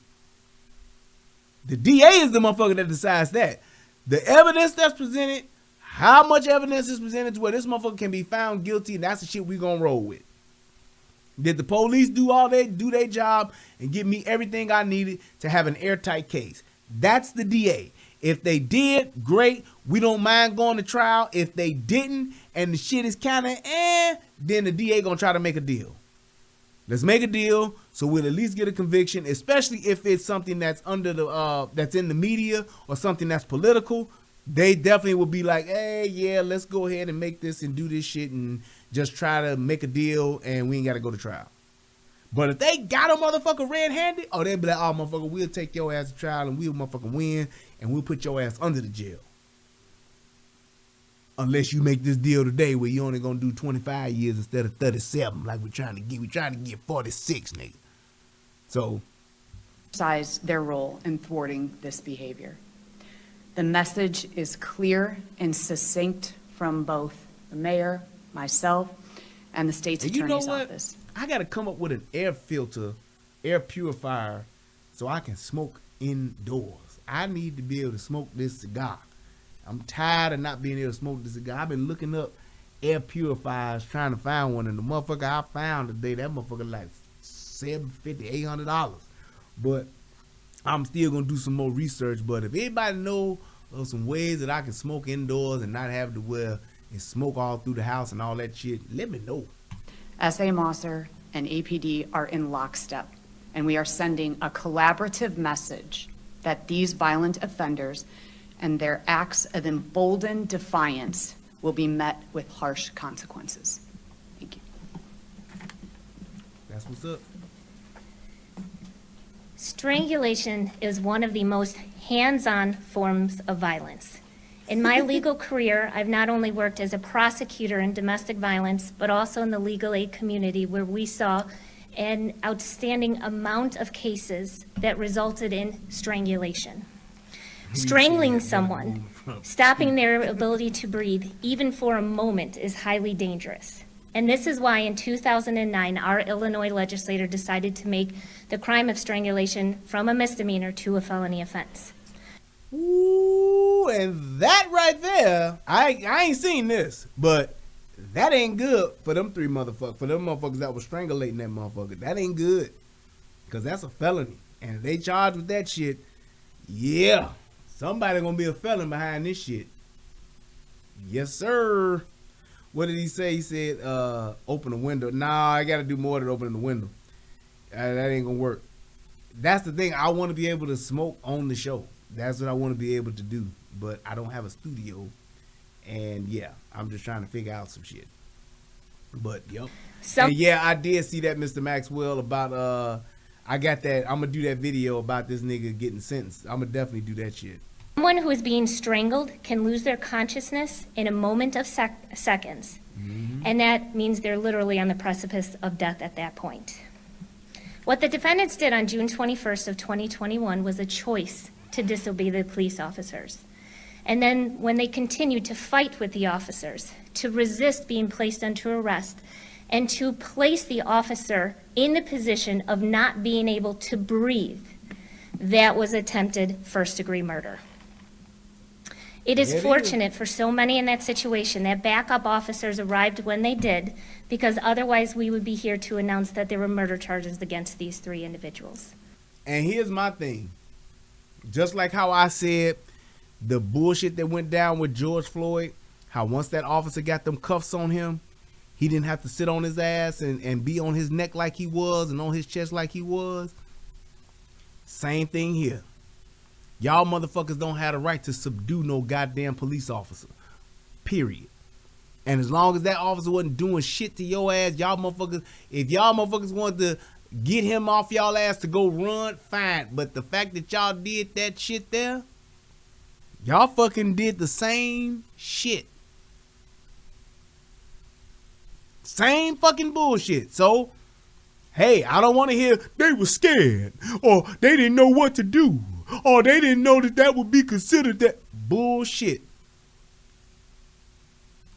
I would like to thank this officer as he continued to do his job and still does it to this very day despite this incident, and to the Aurora Police Department for their investigation, their professional and ethical investigation into this matter. Thank you. I never heard of an Ozium machine. I'm gonna have to look into that. Okay.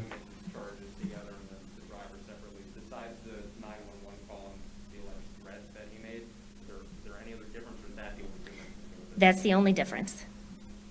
I don't know what the fuck he said. They were all three were originally charged, and now they're facing indictment. Can you explain the reasoning behind pursuing the indictment and upgrading the charges? How much more severe their potential prison time is? Yes. So the original charges, the highest possible charge was aggravated battery to a police officer, which is a Class 3 felony or Class 2 felony, which means it's between 3 to 7 years, but also probationable. Because of the strangulation and because of the research that we know about how quickly it is for somebody to lose their life as a result of somebody preventing them from being able to breathe, we believe that the proper charge was attempted first-degree murder. That means it's a Class X felony. They're facing between 6 to 30 years in the Illinois Department of Corrections, and that is non-probationable. And again, it's because of the seriousness of the actions that they took that night towards Officer Miranda that we made the decision to bring this before the grand jury and secure these particular charges. Let the name out. Chief Seaman, I had a question. Actually, two things.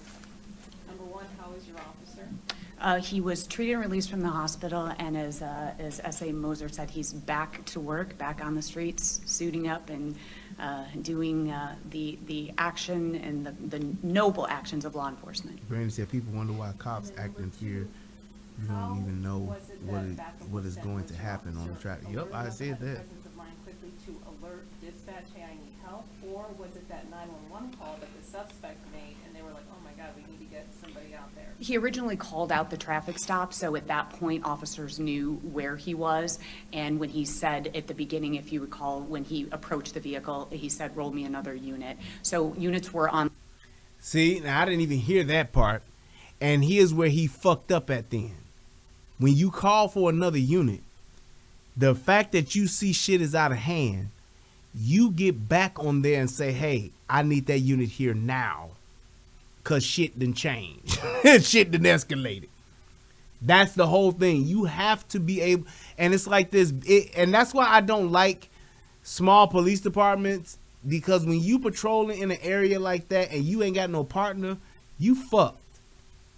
You are at a severe disadvantage, because you can be by yourself and you can be up against one person that's bigger than you, one person that can fight better than you, or you could be in a situation where it's you and your partner, and maybe your partner can't help your ass.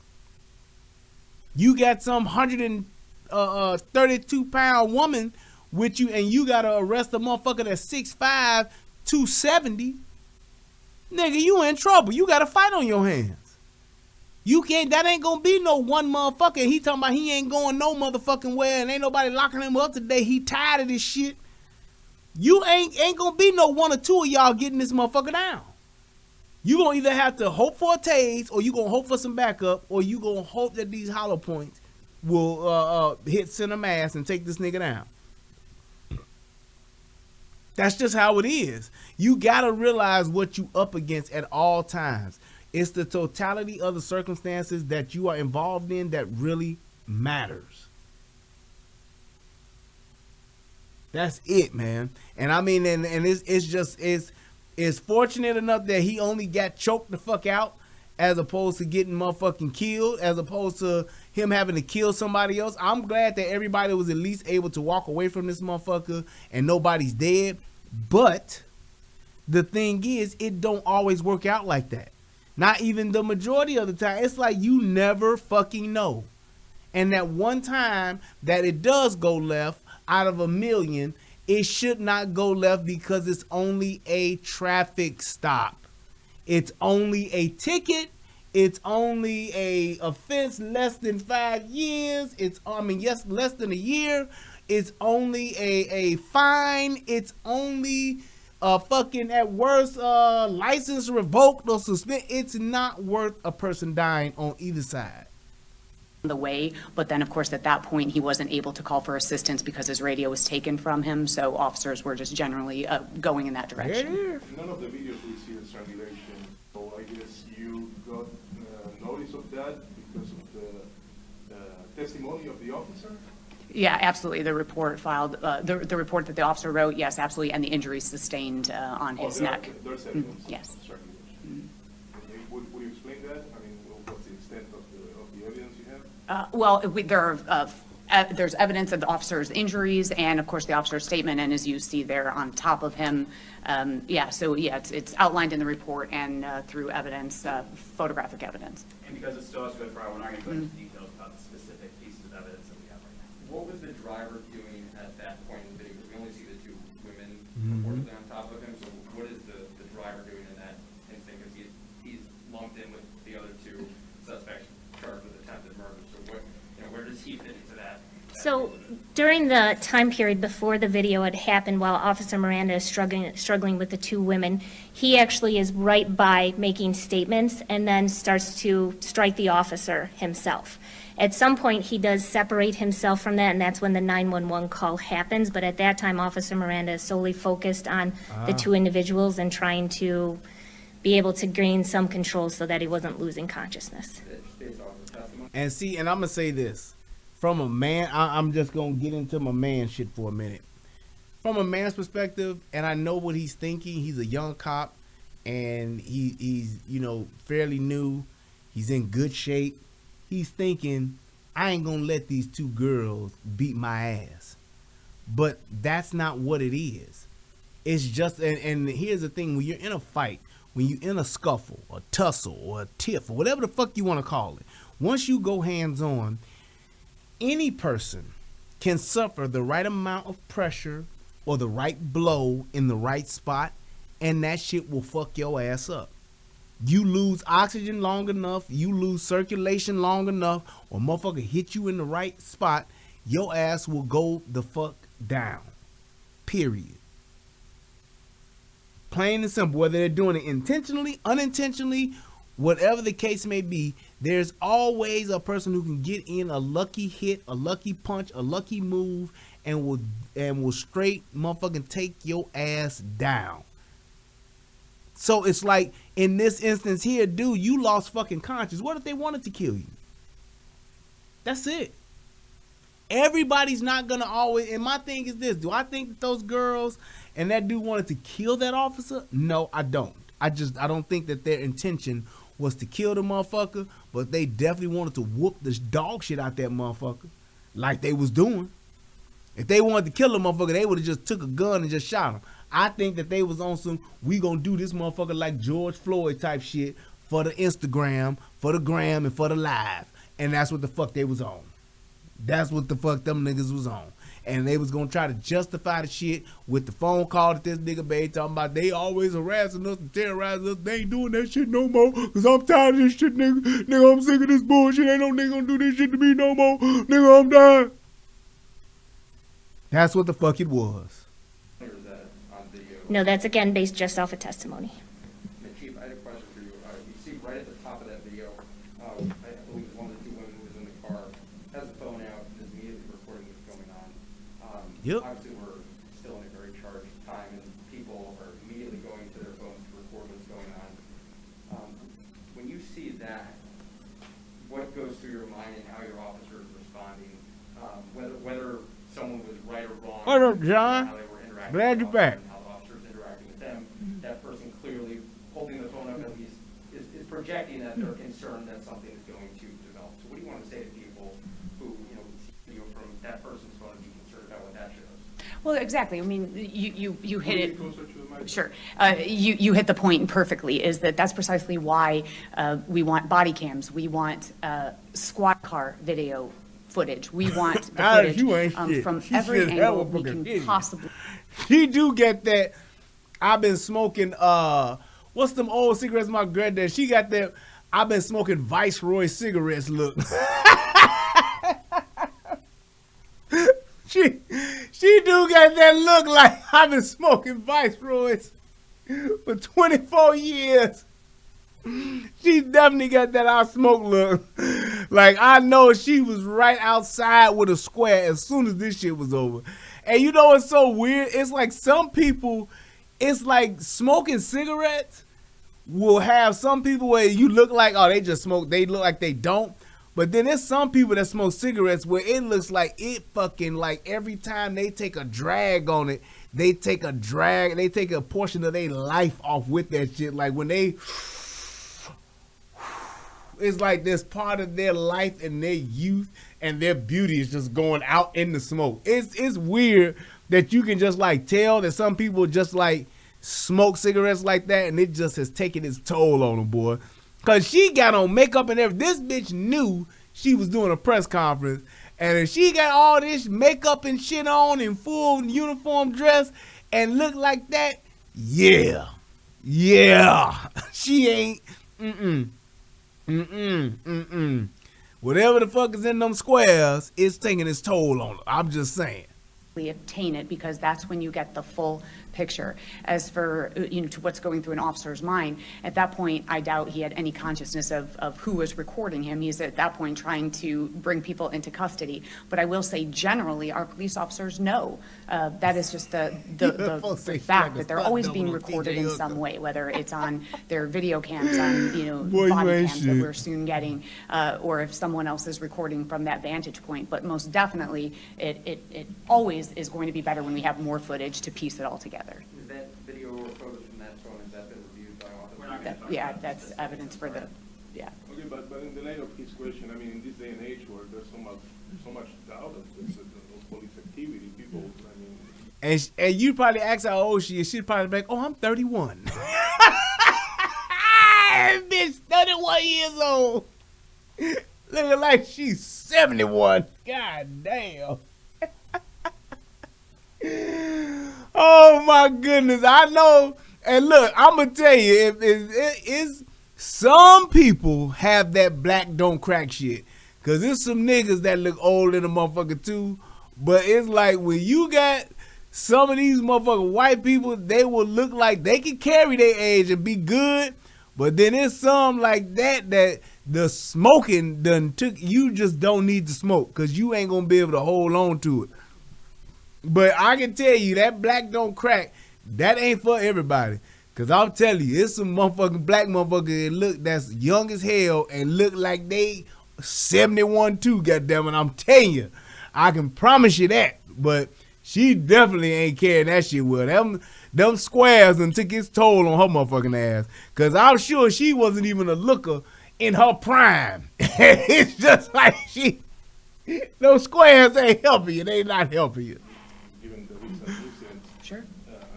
Have a third doubt of what's going on. I mean, showing a video like this where it's mostly testimony, we couldn't see much of the things you're alleging happened.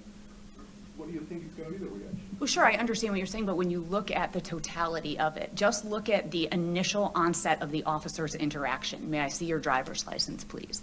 You know, I mean, a traffic stop that most of us have all been subjected to a traffic stop at some point in our life. So you can. I understand. Yeah, no, I absolutely understand. But when you and I would say that race, I don't know. You know, you can argue that it plays a part. This is a Hispanic police officer, you know, pulling over a vehicle for a traffic infraction. Once again. And here's where you making excuses. Fuck that. I don't care if this was a goddamn grand wizard and was working on the police department. That motherfucker ran a stop sign. Give up your shit, your registration and your license, and get your ticket. All that extra bullshit, you ain't got to make excuses. When a motherfucker is wrong, they wrong. Plain and simple. Stop making excuses for these fucking people. Them niggas was in a car with a nigga that ran a stoplight. Take your ticket, shut the fuck up. All that extra shit you trying to do, nigga, you gonna get your ass locked the fuck up. Period. Niggas need to learn to be in control of their fucking emotions and stop going fucking ham all the time. Just stop it. That nigga could have sat his punk ass in that car, took that ticket, and went and argued the shit in court. Would have lost like a motherfucker, but what is that, a $50 fucking ticket? All this shit because a nigga didn't want a ticket for a fucking stop sign he ran? Fuck that. That's bullshit. Nobody trying to hear that shit, man. Get the fuck out of here. You fucked up, dude. I don't care what color these officers were. I don't care what color the motherfucking niggas in the car was. Them niggas could have been Hispanic. They could have been fucking Asian. You do that stupid shit, take your ticket, shut the fuck up. This ain't got nothing to do with race. This ain't got nothing to do with an inexperienced officer. This got everything to do with a motherfucker thinking, I ain't gotta. That's what the fuck this is. Take your fucking L and move the fuck on. You fucked up. Even if you didn't run the stop sign and that motherfucker pulled you over, you got the goddamn tape, you got the dash cam video, show the goddamn judge where this motherfucker didn't motherfucking run the stop sign. Then you can take your punk ass to court, get the shit thrown out, and then say how racist this officer was. But no, you want to hold court in the streets and you want to wrestle and tussle with a motherfucking police officer. Fuck that. He better be glad that motherfucker didn't get shot. Because if that had been Officer Redmond, I'd have lit all three of them motherfuckers up and would have been out there, took my shirt off, and been like, now who else want to fuck with Hollywood Cole? What we are charged to do as police officers. The very nature of the title is law enforcement. And so minor, albeit a minor infraction, then you see just a simple traffic stop, and I say simple when it turns so complex. So I guess I would argue that it's the nigga factor. That's why I got complex. Niggas overcomplicate shit. And it's just plain and simple. Niggas overcomplicate shit, this is what happens. When you have these entitled motherfucking white motherfuckers that think they ain't got to motherfucking pay attention to the law and they pay the officer's salary, they overcomplicate shit too. Just like that old ass white lady that got tased because she talking cash shit. It's the same fucking thing. It's a thing to where when you see motherfuckers talking shit and escalating, put their ass down quick. Whether you hit them with a taser, whether you hit them with a chokehold, or whether you hit them with them motherfucking slugs, put their ass down because it never works out for you in the end. You either wind up still being the racist motherfucker, or you wind up getting your ass whooped and somebody sitting on your motherfucking face and you laying on the ground on some pinned down shit talking about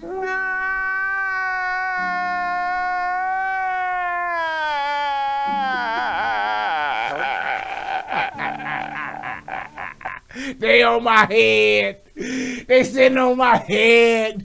This bitch is choking me out. Somebody please get this ace shit bitch off of me.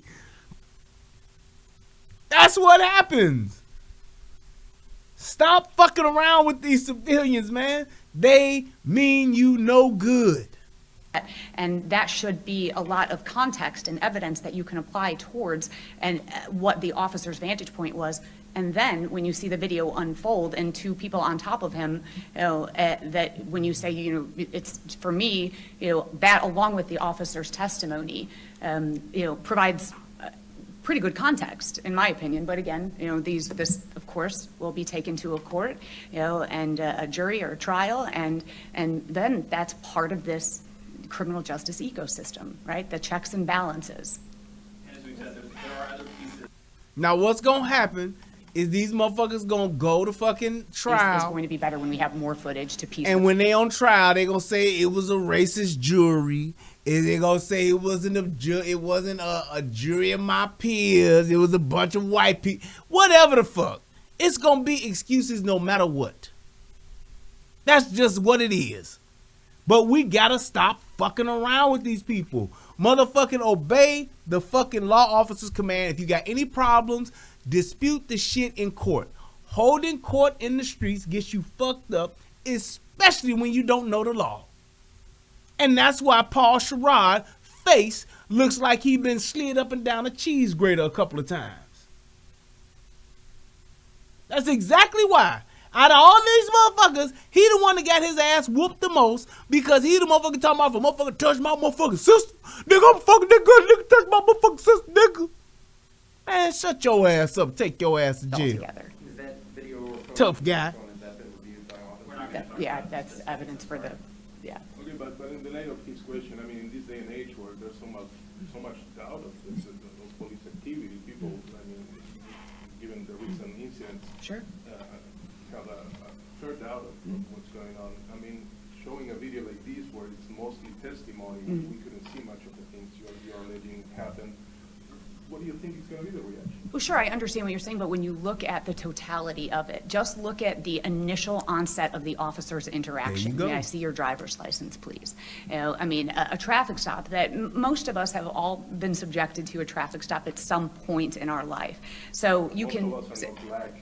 I understand. Yeah, no, I absolutely understand. But when you and I would say that race, I don't know.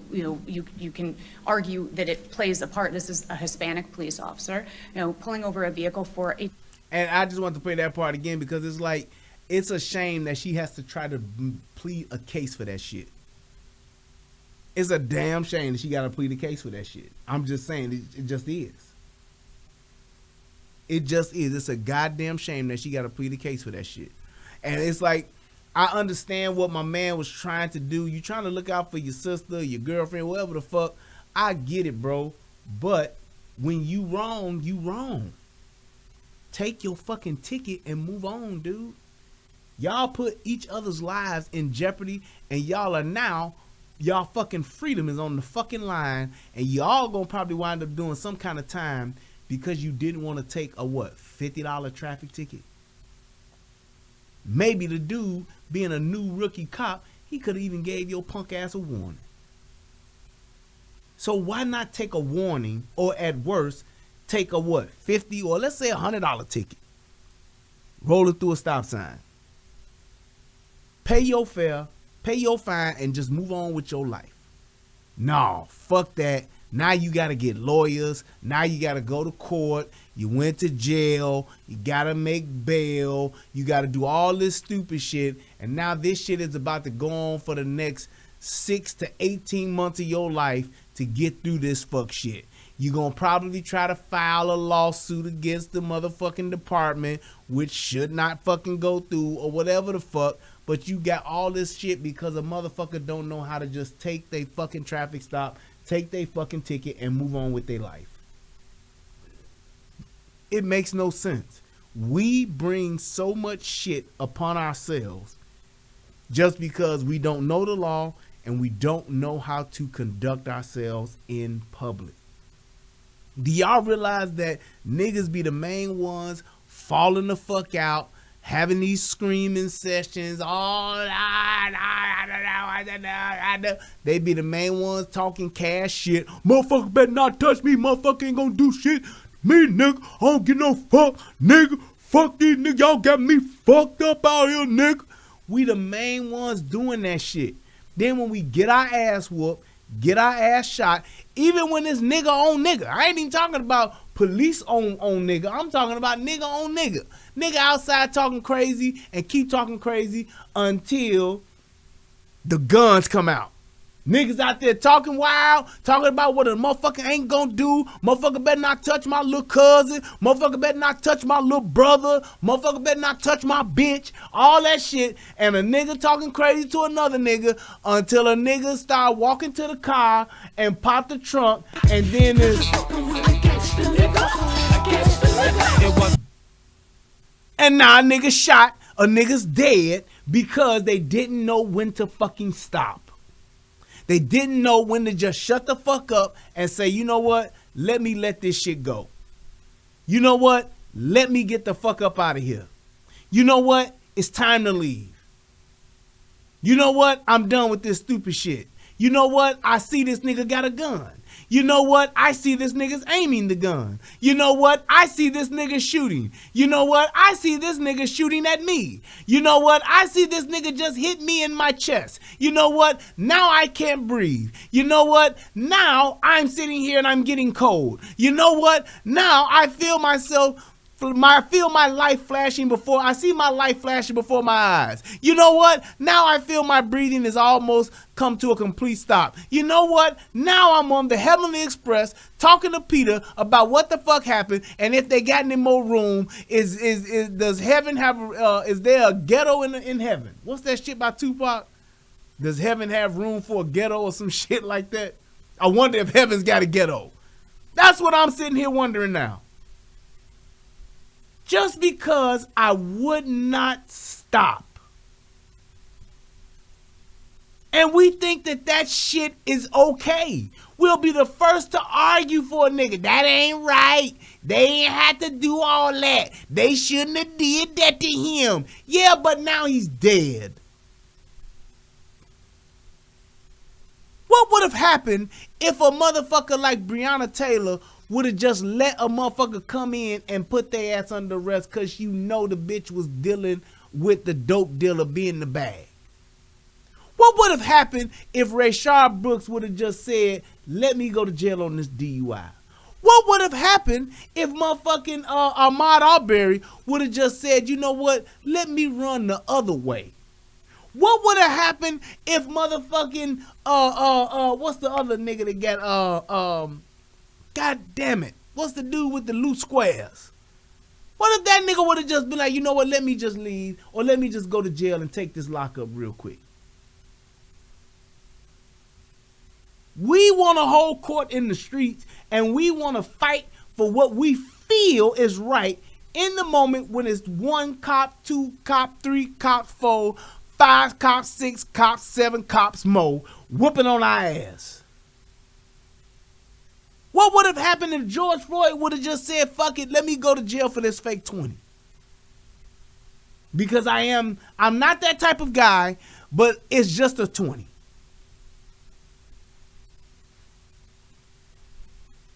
That's all I'm saying. Freddie Gray, yes. It's like those are the things that we don't fucking consider when we in the moment because we just dying to be right because of our feelings. Fuck the law. Fuck the totality of the circumstances. Fuck with these people who we don't know and don't know us. Fuck all that shit. This ain't right and I don't want to deal with this. Sterling, Sterling such. I forgot his name too. What's his last name? What the fuck if Mike Brown would have just said, you know what? Let me shut the fuck up and not fuck with this police officer and take my ass home. I'm just saying. What if Trayvon Martin would have just ran to the crib because he didn't have a gun? We don't think about that shit until we stretch the fuck out, looking casket sharp. Alton Sterling, thank you.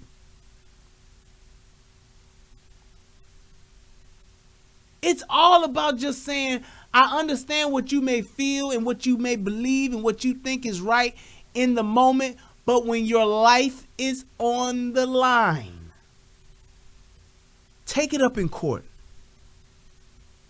Every single time you interact with niggas or you interact with the police, you have your life and your freedom are on the line. When you interact with niggas, 9 times out of 10, it's just your life that's on the line.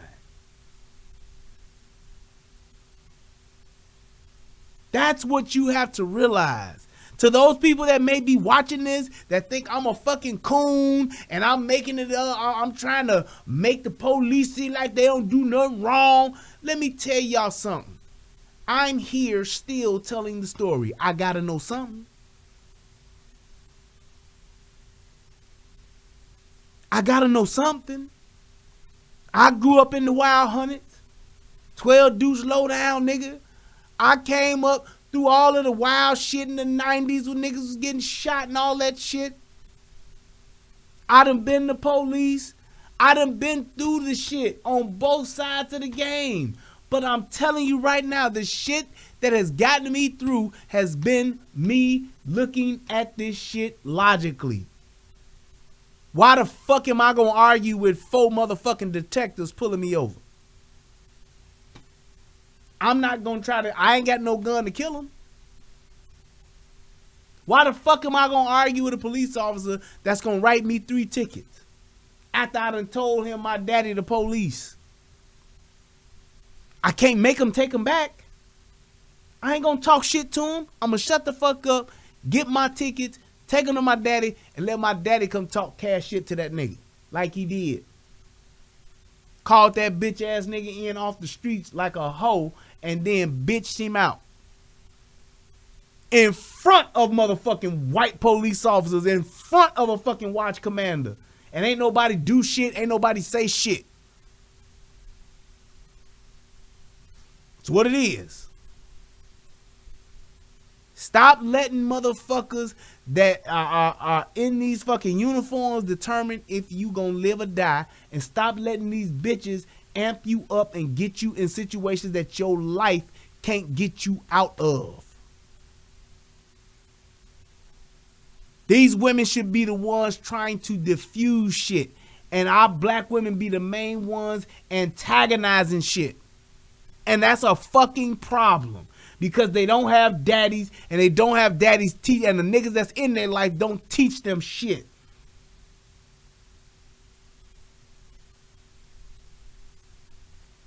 Most of the time, in other cultures, most women are trying to de-escalate the situation. Our women, escalating it. They got us fucked up. They got me fucked up. Fuck that. Y'all don't know. Don't come for me if I ain't sent for you. I'm a fucked up. Y'all bitches got me all fucked up. Y'all think this is a motherfucking joke. Bitch, I do this shit. Fuck you mean. The fuck? When was the last time you seen an Asian woman talking about the fuck? When was the last time you seen an Asian woman talking about they got us fucked up, Ching Wai Lu?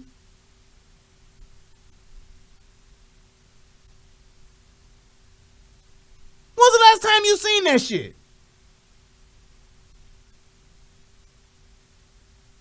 They got us fucked up out here, Thai Law. You don't see it.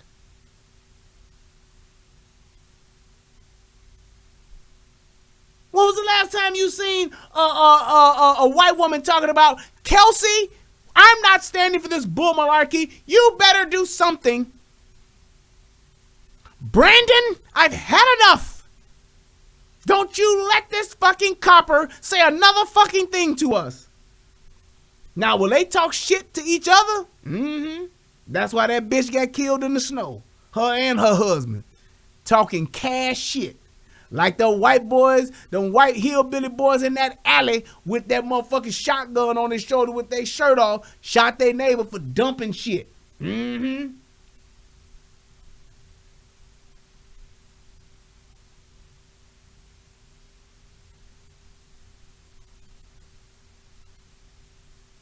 You just don't see that shit with these other cultures. And I'm saying it may happen here and there because nothing is 100%. Oh, my man Colin done got in and joined the motherfucking team. You on a new level, sir. I'm on a new level. I'm on it. I'm on it. I'm on a new level. I'm on it. I'm on it. I'm on a new level. I'm on it. I'm on it. I'm on a new level. I'm on a new. Yeah. Thank you for appreciate you subscribing, Joe. That's what's up. That's what's up.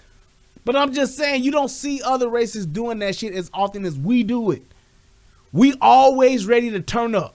Whether we at a nail salon, a fucking Walmart, a fucking beauty supply store, anywhere. It's like they was turning up on the police because they robbing the fucking beauty supply store.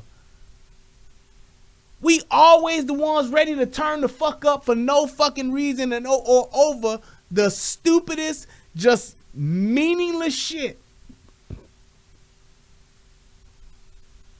And then when shit go left and somebody die, we want to put on the airbrush t-shirts, grab a bunch of balloons and some candles, put teddy bears on the ground, light some candles, and release the balloons and be on the news in our bonnets talking about he was the best person ever. She was the best person ever. She was my heart. She was my baby. She took care of everybody. She made me a woman. She was the reason why I lived. He was the reason why he made everybody laugh. She was just about to go back to nursing school. She was about to be a doctor. She was about to start school in the fall. I mean, the greatest people ever.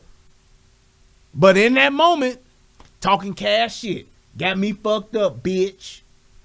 Bitch, bitch, bitch, bitch.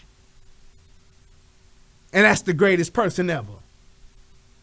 They was my heart. There go your heart right there. That's my baby. That was my reason for living. She took care of me. Bitch, that's your child. How the fuck your child taking care of you? She just did.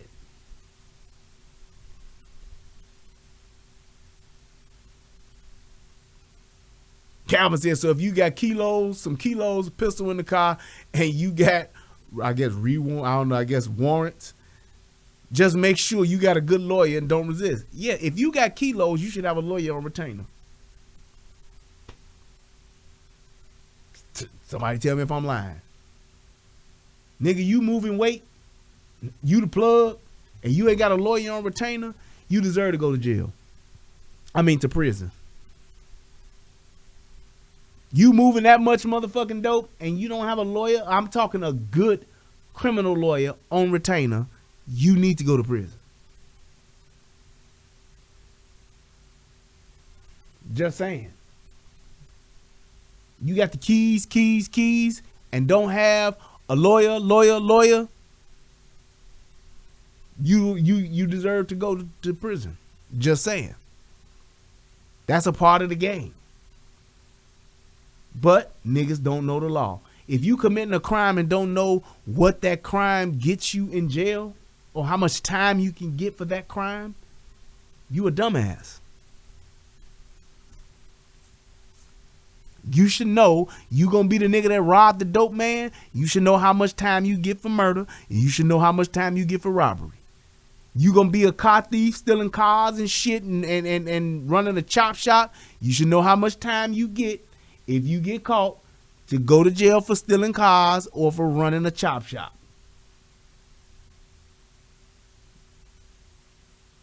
You got bitches and hoes in different area codes and you motherfucking a pimp and you pimping hoes. You should know how much time you get for sex trafficking. And you should know how much time you get for being a pimp.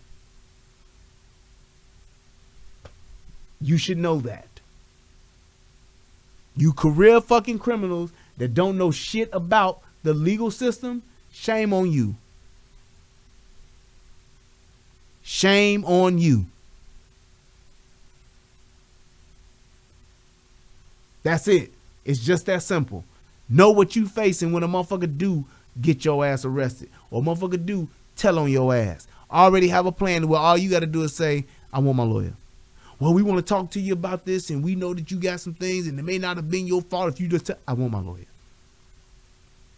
All right, well, if you don't talk to us now, I mean, I can't do nothing for you. I want my lawyer. The fuck is wrong with you?